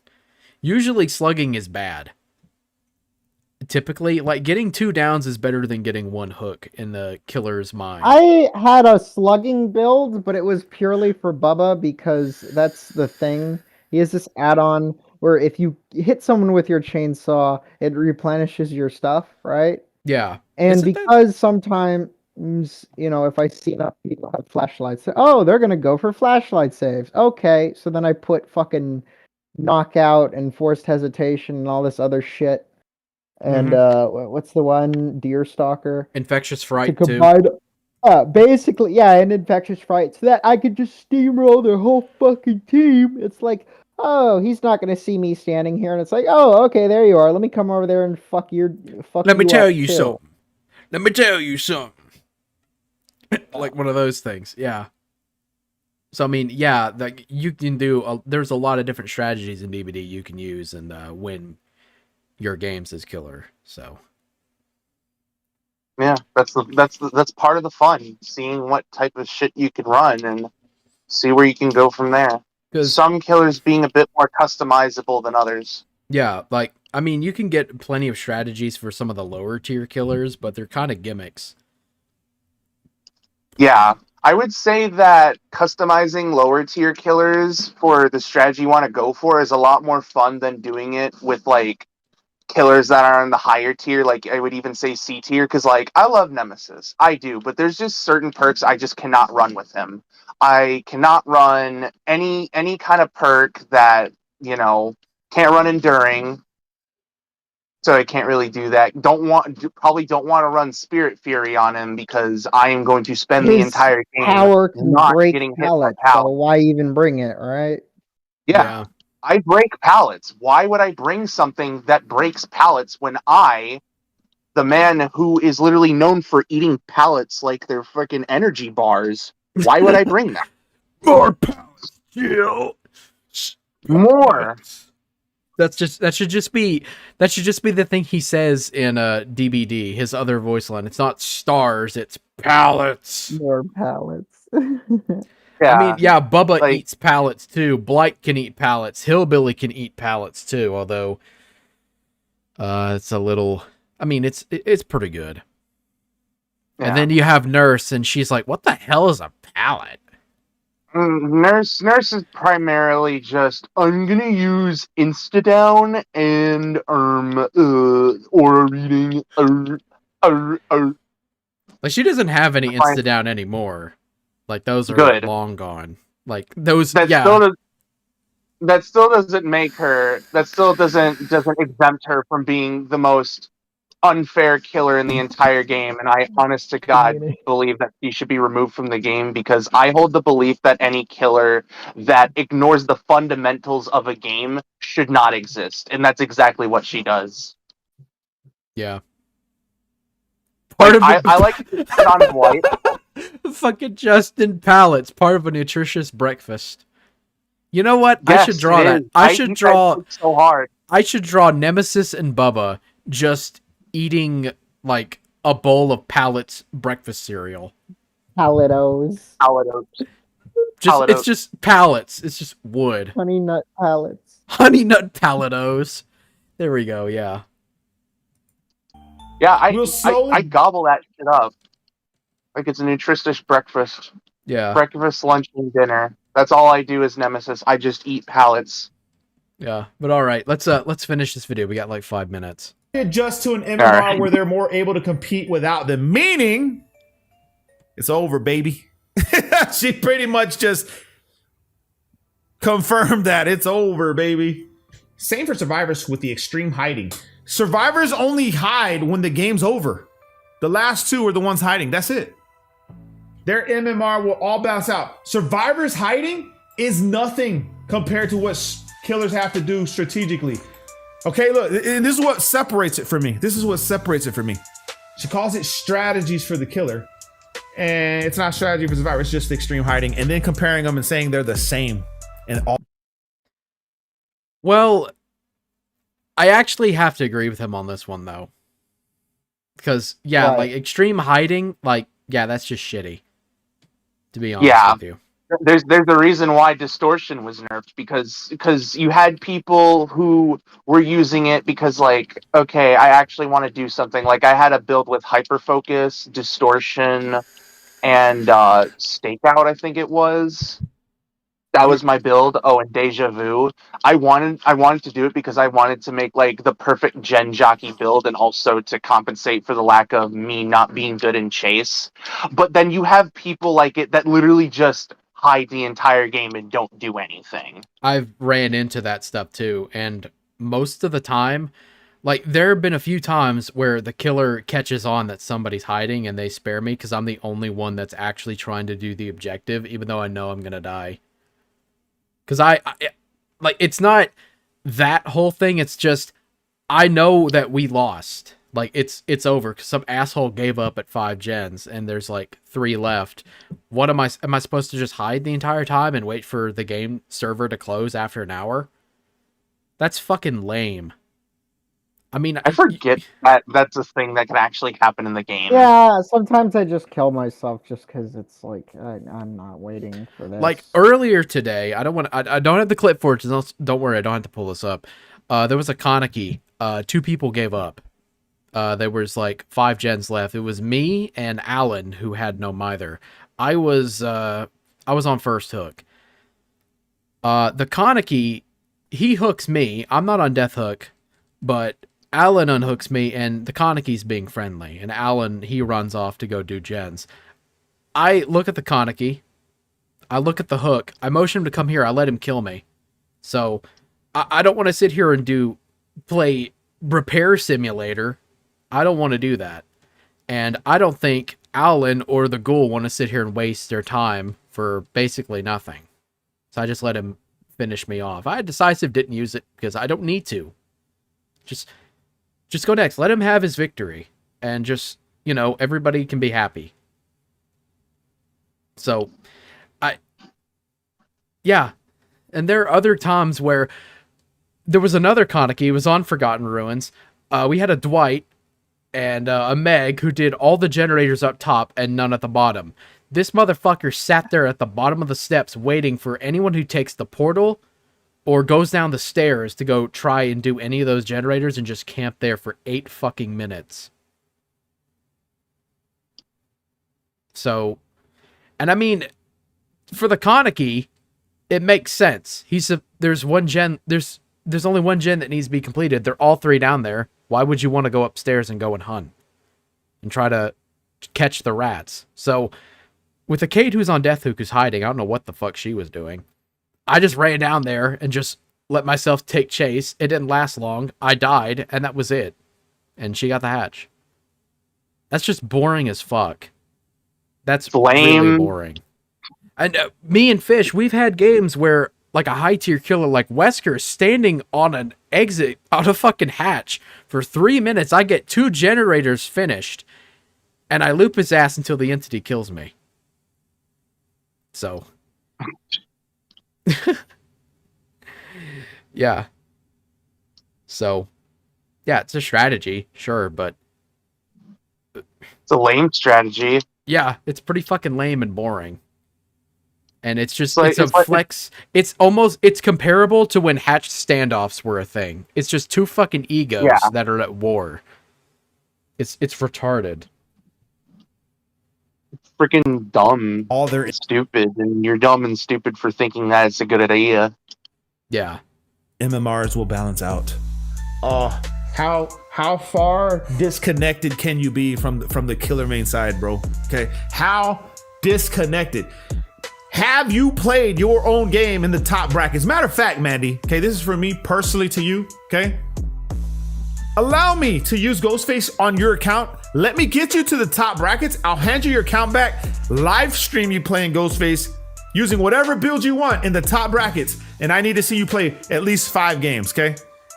Do you take that challenge, Mandy? Administrator, dev, community manager? Do you accept that challenge? Give me an account, and then right when I hand it to you, you got to play the games, okay? Because I can't trust nobody. I don't know if you'll go in there trying to lose games on purpose just to make it seem like you're right. Give me an account. I play Ghostface. I gives you to the top brackets. I hand you the account back. Use whatever build you want and go try to play a more enjoyable for the survivors and see what happens. Okay, see what happens.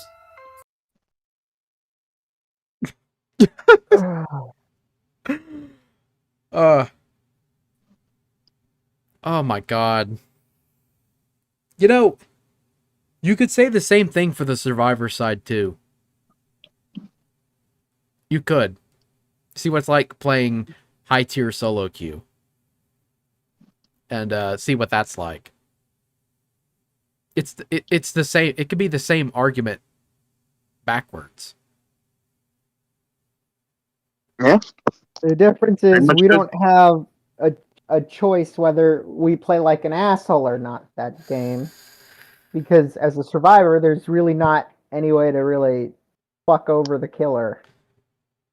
Yeah. And fuck him out of his 4K or whatever. I mean, aside from looping, and once again, if you're good at looping, congrats. But, you don't have to be good to be able to tunnel. That's the difference. You really don't. It's really easy. I think, I've had games where, the killer I'm playing with. Let me pull this up. This is still loaded. Where I want to show you an example of the killer mains that I run into. Because I got another example because I almost forgot about this one. It's a knight. We're all second hook, except for this Nia. I thought she was.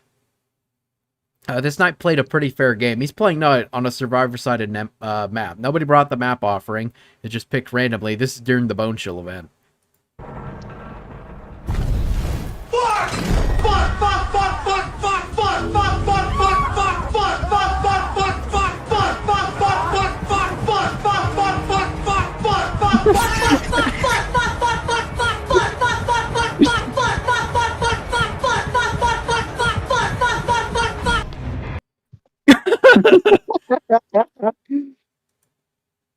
So, I'm going to mute this because I talk over it a bit.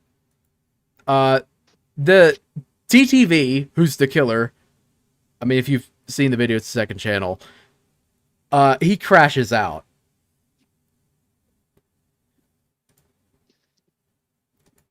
Completely crashes. I just tell him, yeah, you can't body block while a guard chases. Gulp, gulp, gulp. Oh, man. He completely crashes the fuck out. I'm not saying anything bad to him. I'm not saying GG easy. I'm not doing any of that. None of that. Did I talk during this one? I did talk. Although I can understand why you'd be a little bit angry afterwards, Yeah, but I want to show you. Because I go to his stream because, this is fucking unreal. Just look at him.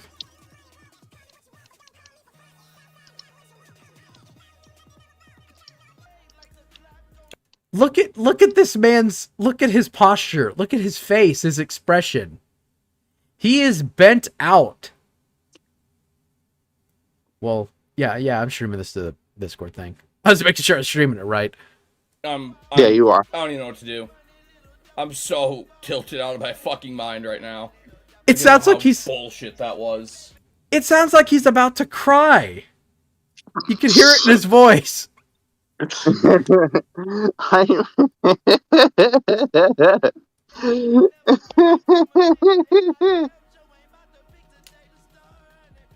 And here's the thing, that's like an average map for survivors, where you get fucked over and you don't have any fun at all. Rarely you will have some fun, but for the most part it's like, yeah. But for killer games, it's very rare that you'll get a 4-man escape. And yes, that sucks, but, it's super rare, so, Yeah. That map, Ormond, the reason why Ormond was a survivor-sided map, I'd say is because of the, how the tiles were pretty close, and they also had filler pallets in between all of them, and the main building is annoying as shit, especially the windows. With survivors, you know how to use them. And you have a lot of strong pallets that you have to break. Like the main building, you have that one pallet they have to break. Otherwise, on the second floor. They also have that other pallet that's next to the snow plow. You remember that? Yeah. And then they still have Killer Shack's pallet too. Don't forget about that. So that's like 3 really good fucking pallets. And also, if you want to factor in further, if you greed the pallets, which is really good on that map too, that Ormond is pallet greeter's paradise. You can greet almost every single pallet on that map, and it's insane. Like, it's really good. And also the big rock. Remember when there was a giant ass rock in the very back of the map? That was actually a really good loop too, because you can just run circles around it and the killer can't mind game it, and they're forced to chase around that big ass rock, and then you had a pallet you could run straight to and extend it even more. Or you can greet it. Yeah. I mean, yeah, you could. And it's similar to Ear of Crows too, because like me and Fish would be one on it, and I, instead of running around like the really unsafe pallets, I ran around the fence areas where there were no pallets. And it took him a while to catch up to me. He had to bloodlust me to get to me. That's why Ear of Crows is extremely strong for Survivor. Because if you know how to play some of those like tiles, how to chain them together, it is unbearable. Yeah. It's really fucking annoying. It is like actually crazy. Mm-hmm. That's why it's also a very bright map, so that's also a plus. Yeah, because like the Nemesis game I showed you, like, yeah, there's plenty of safe pallets. It's very hard to mind game on that map too. The main building, like those windows are a pain in the ass for killer. Yeah. The only place that's not bad for killer is the back area.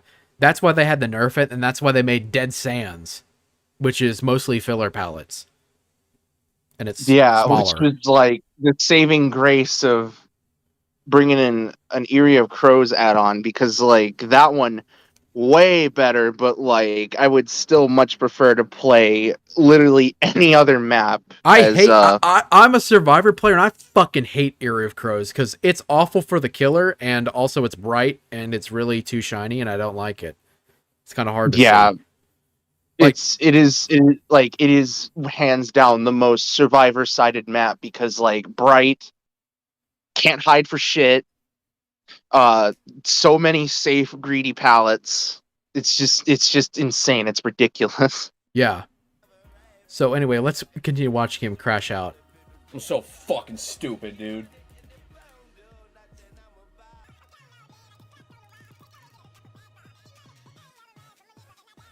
He's just sitting here fuming, like, this reaction is not normal.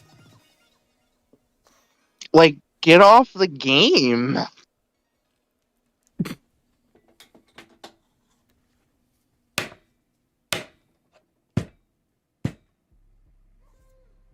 It's so tempting right now to just...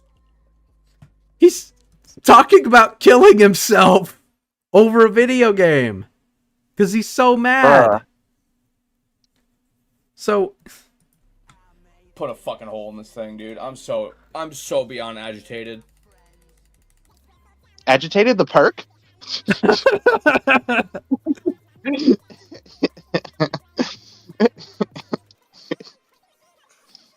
Oh my goodness. Like, look, these are like the killer mains that I'm talking about.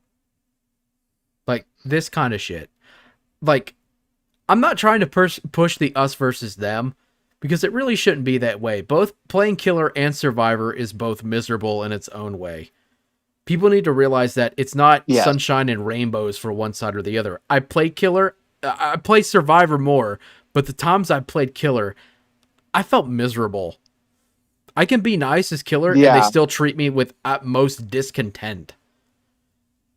no matter Like what. you could legit have like the biggest slog you've ever had for your entire existence playing on the game, and people will think that, oh, they're so good, and it's like, but in all actuality, you're just struggling. Yeah. Maybe my friend Avery, who's like first game trying to play Singularity back when he came back to DBD recently. Freaking first game Singularity. Of course he wasn't really good at it because it was his first time playing Singularity, and just it was like an entire group of like console players. They were all just shit talking him. I'm like, dude, chill. Yeah. God, that was so stupid. That's the thing too. And with Killer you have more control, but when you lose that control and you lose a game or something, I get that sometimes it doesn't go your way. Most of the time on the Survivor side it doesn't go your way at all, especially in solo queue, which is what I was playing on. This was one of the few blessings that I've gotten in solo queue where the teammates are actually decent. And the Killer, he played a fair game. Like 7 hooks. Right? Yeah. Sure, 0 kills. Who gives a shit? He got 7 hooks. He was competent. Except for the last part where he fumbled it. But that's okay. Because nobody teabagged him.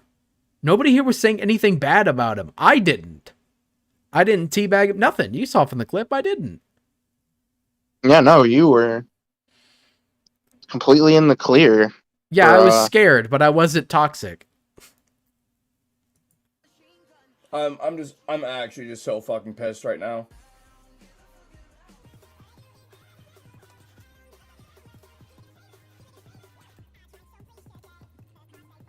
Like, it's just this reaction is ridiculous. I'm just done. That was stupid as fuck.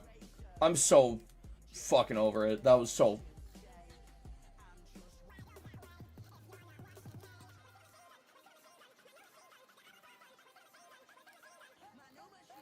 No skill, dog shit survivors. But hey, behavior puts their fucking cocks in their mouths and sucks them. Plays with the balls and everything.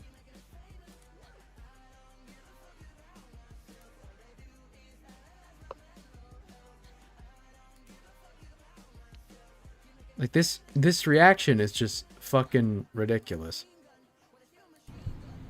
I guess those words were just a little too much for the guy. Sorry, that was the video talking, but yeah. And then from the video, he runs a slugging build as Pig. He gets Ormond when he brings a Midwich offering. He goes to Ormond, and he bleeds one person out, and everybody else escapes, and they teabag him and make fun of him. Deserved. Yeah, it was deserved. I didn't say anything bad to the guy until after I saw that, because any respect I had for him, I threw out the fucking window when I saw that shit. He wanted to make people miserable because he had a bad game. Because he didn't 4K. And I've met plenty of killers that are like that too. It's ridiculous. Oh, please see what happens. Please, I beg you, Mandy. Somebody reach out to her and tell her I said that. I challenge you, Mandy, to play your own game in the top brackets with Ghostface and try to 12 hook and see how bad you get bullied. See how bad you get head on, flashbang by the walls. Just go see it. Go see it. And then when you think that you bring Lightborn, well, guess what, Mandy? You didn't bring enough Jin regression. So now the Jins are going to fly in the top brackets. What are you going to do, Mandy, huh? I already know. I can already see the gameplay on my mind. If I would have just played like Wolf, I win this game 100% of the time. Now, I can't. Now I got to sit here and take it. And that's pretty much what it comes down to. Forcing the killers just to take it. And if you want to leave, bye. Look, I don't think we need to watch any more of the video. I think we get the point. Yeah, he's crashing the fuck out really hard. I'm getting sick of these fucking advertisements. Forcing you to take it as opposed to you forcing me to not be able to play the game at all because you're slugging and camping hook. Yeah, okay. It's ironic. Yeah, because it's just fucking ridiculous, to be honest with you. It's gay. It's a real killer crash out. This is like, I've seen the way that Wolfie plays. Like, yeah, he'll hard tunnel someone at 5 gens. To his credit, to be fair, he will compliment survivors when they like make good plays and say, "Hey, these guys are actually competent, or they're pretty damn good." So I mean, he's only nice when he wins, basically. well, he's not. He can be nice when the survivors make good plays, and you know, I can respect that.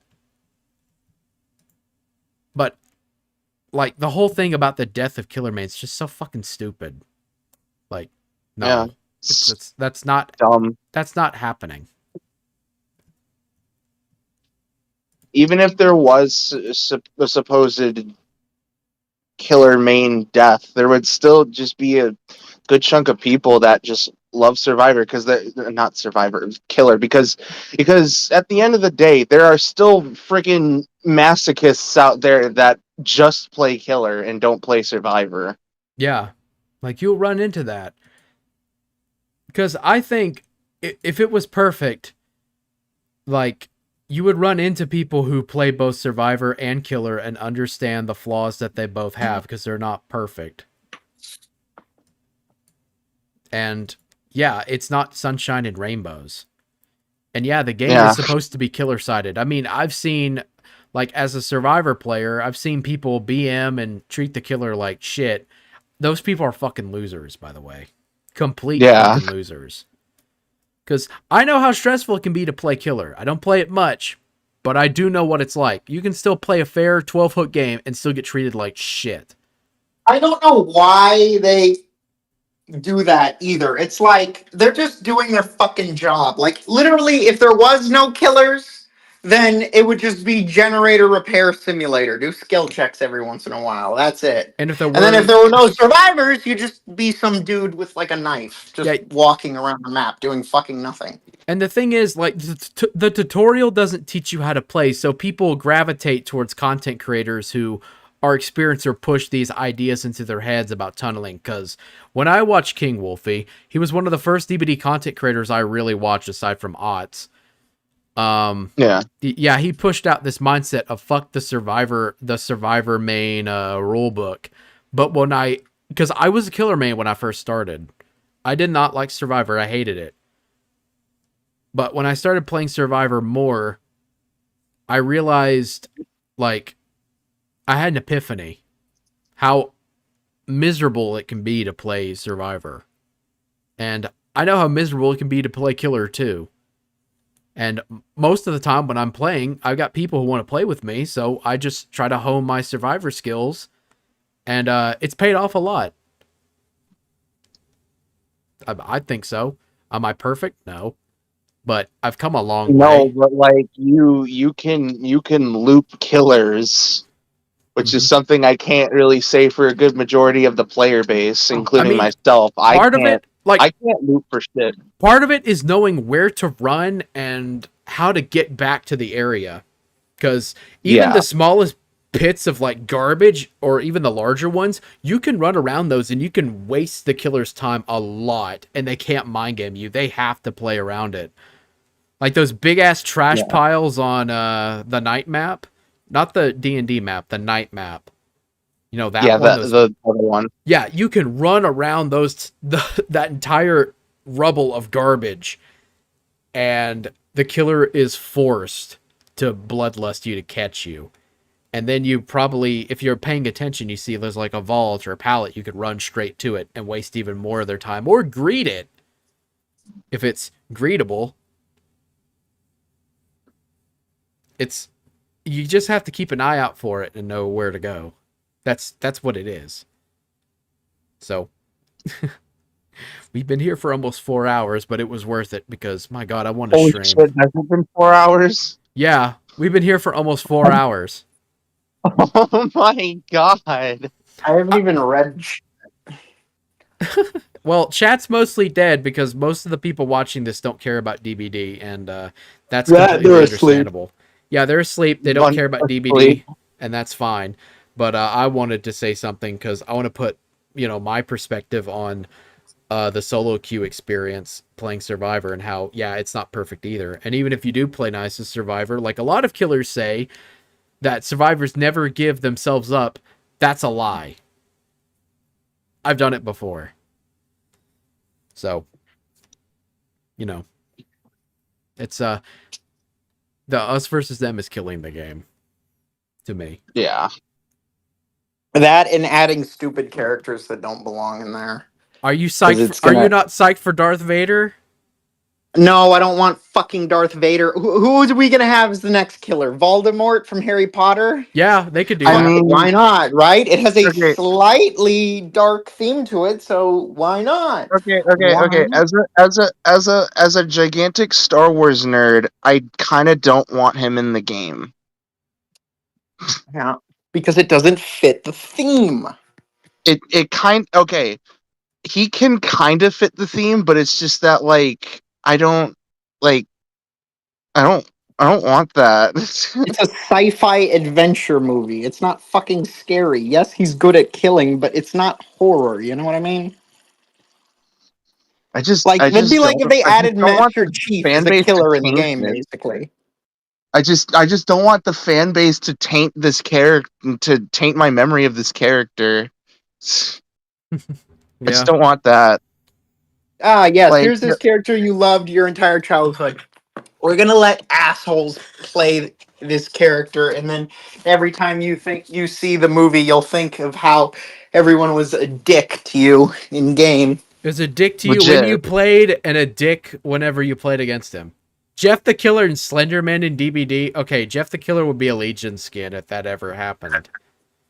Yeah, and freaking as much as I would love for Slenderman to be a killer in the game, I understand why they can't do it.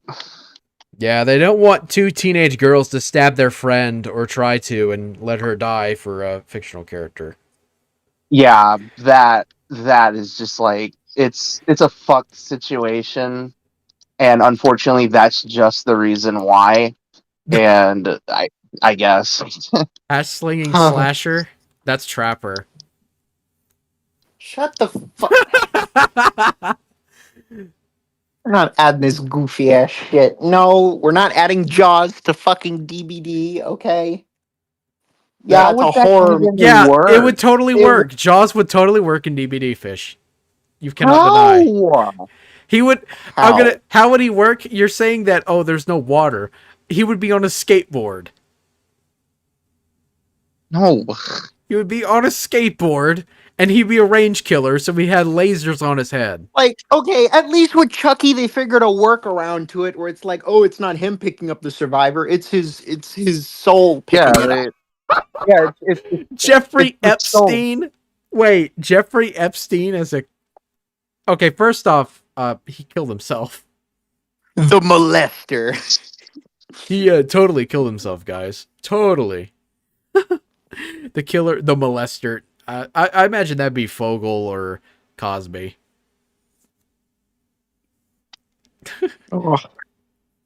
I mean, I want The Thing from John Carpenter's The Thing in DBD. I think that'd be fun. Stubbs would. I'd love Stubbs in the game, but that never happened.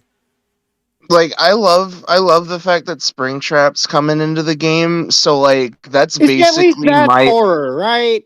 Yeah, like, yeah, that's horror, but, like, there's not really a whole lot of things that I want in the game. Like, okay, there's only two things that I really want in the game. One of them is BioShock, because that is a horror game. For the most part, it's a very fucked up game, and I would love to be playing as the Big Daddies or fucking Subject Delta, which I'm pretty sure is probably going to be the most likely because he's not as wide compared to the freaking big guys. Yeah. And I've been saying this numerous times. Here's how you do a Fallout chapter. Step 1, get me in the office. I will cook. Step 2, profit. No, that's step 3. Phase 2 is. And then it's phase 3 profit. Yes, yeah. Step 1, get me in the office. I'll cook. Step 2, release the product. Step 3, profit. Big Daddy's too thick. I mean, honestly, for Fallout, I've said it before. I'll say it again. I want Frank Horrigan. Frank Horrigan is too big. That's what she said. Yeah, that's what you. That's what you said. That's what Fish said to you. Sonic EXE, that'd never happen. God, that'd be fucked. The day that Sonic.exe gets added to Dead by Daylight, I think I'll just quit. I would rather have X from Mario 85 PC port over Sonic EXE if we're being serious. Or you know what? Or we could have Uncle Samson Night. After the whole like Witcher collab in the freaking what was it? What was the other one that they collabed with? The other RPG. Tomb Raider. No, not Tomb Raider. Oh, D&D RPGs. I kind of want them to do more RPG things. I want them to do more RPG based like collabs now, because like The Witcher, it's not completely horror, but there are like horror elements. There's some really horrific shit that happens in the Witcher franchise, especially in 3 with like dead kids and shit like that. Like there's fucked up shit that happens in Witcher. It could be horror. D&D can be horror. It just depends on the modules, and also depends on the person that's running the DM if they're doing like homebrew stuff. Yeah. I want Fallout. Like I said, let me cook, bring me in the office, and I kind of want them to do Cyberpunk as well. Have V or Johnny Silverhand as the survivor. You could like pick between the two of them. Have like male V or female V, and have like Adam Smasher as the killer. That would be pretty fun. I like that. Just like the whole D&D and Witcher thing. I really hope that they do more with that, because there's a lot of RPG shit that I really want in the game. Mm-hmm. Oh, and there's another one that I want. I want Sephiroth in the game. I want Sephiroth as the killer, and I want Cloud or any of the other goobers from FF7 in the game. I want them in the game. Bring Sephiroth into the game. Just bring Sephiroth, if anything. You don't have to do Cloud or Zack or Aerith or Tifa, I guess. You don't have to do that. Just give me Sephiroth, please. For the love of God. I want to see Frank West in the game. That'd be pretty cool. As a survivor. Yeah, of course. He wouldn't be a killer. He could be a killer. It would be like the alternate version of Chuck Green. He throws Molotovs at you and he rides on a motorcycle. Fuck it. We'll do that. That's the killer. The killer is the motorist. It's just fucking Chuck Green. The motor. Yeah, freaking Frank West as survivor. That would be pretty cool. Yeah, or like, because they mentioned in one of the streams that one of the dev streams, like the Binding of Isaac. I like to see that. I am not educated enough to know if that could go in the game, but I'm going to take your word for it. Yeah. Well, if you understand the Binding of Isaac lore and how the game is played, I think it would work. But I'm really doubting that would happen.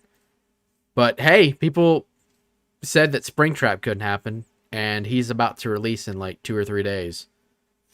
Yeah, he is. I'm so freaking ready, dude. I'm so ready. We're gonna get Springtrap, and then shortly after we're gonna get the event. I'm gonna get Kate up to 100. Bro, I am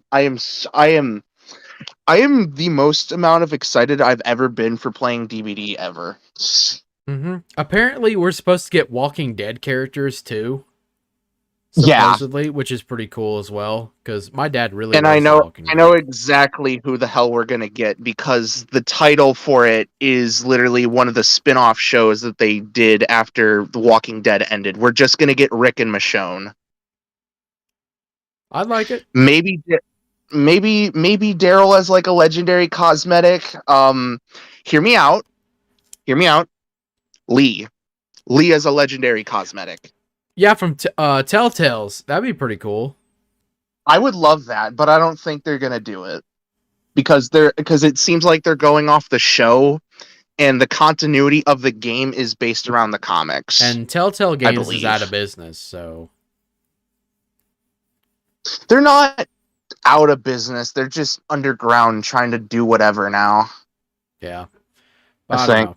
Maybe we'll But get yeah. maybe we'll get the Simpsons in the game too. Well, that'll make Fish happy. Maybe Family Guy. Maybe Peter Griffin will be the Family Guy. That's the killer. But yeah, the Walking Dead one is another one that I'm looking forward to, but that's mostly just because, like, you know, Walking Dead retard. Yeah.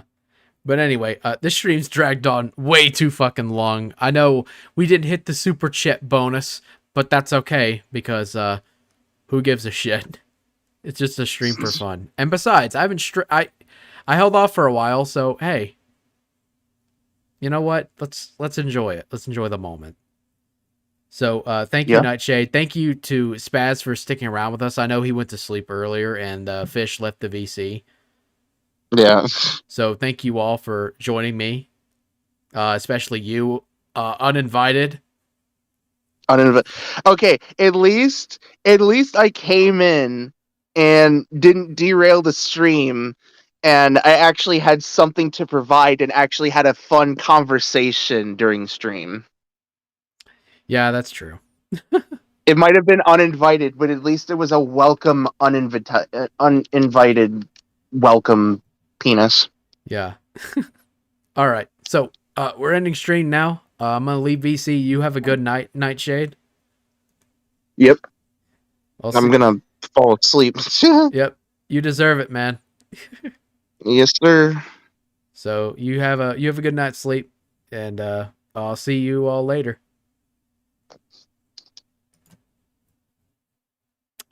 Let's get that outro music. It's not that long. I'm not going to waste time talking. So, y'all have a good one. I hope the stream was fun, entertaining for you.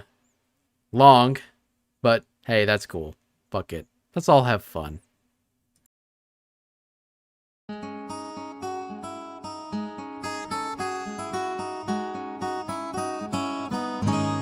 Shawty wanna fuck.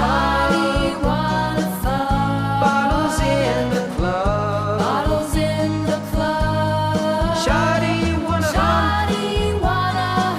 I like those lady lumps. Like those lady lumps. Ain't seen an ass like her. An ass like her. I'm at a loss for words. At a loss for words. Lick me like a lollipop. Lick me like a lollipop. Shawty, don't stop.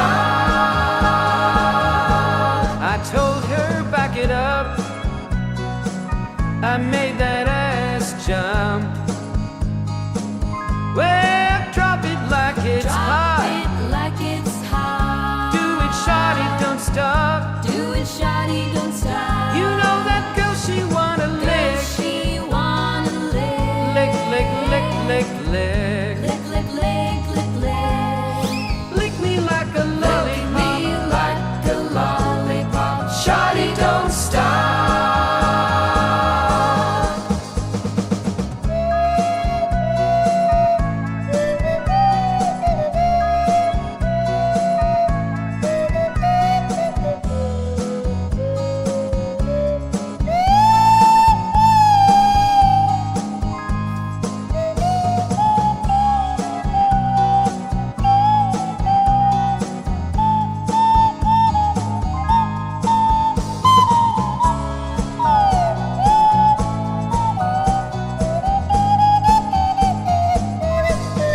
Shawty wanna Shawty wanna fuck. Bottles in the club. Bottles in the club. Shawty wanna Shawty wanna I like those lady lumps. like those lady lumps. Ain't seen an ass like Seen her. an ass like her. I'm at a loss for words. At a loss for words. Lick me like a lollipop. Me like a lollipop. Shawty don't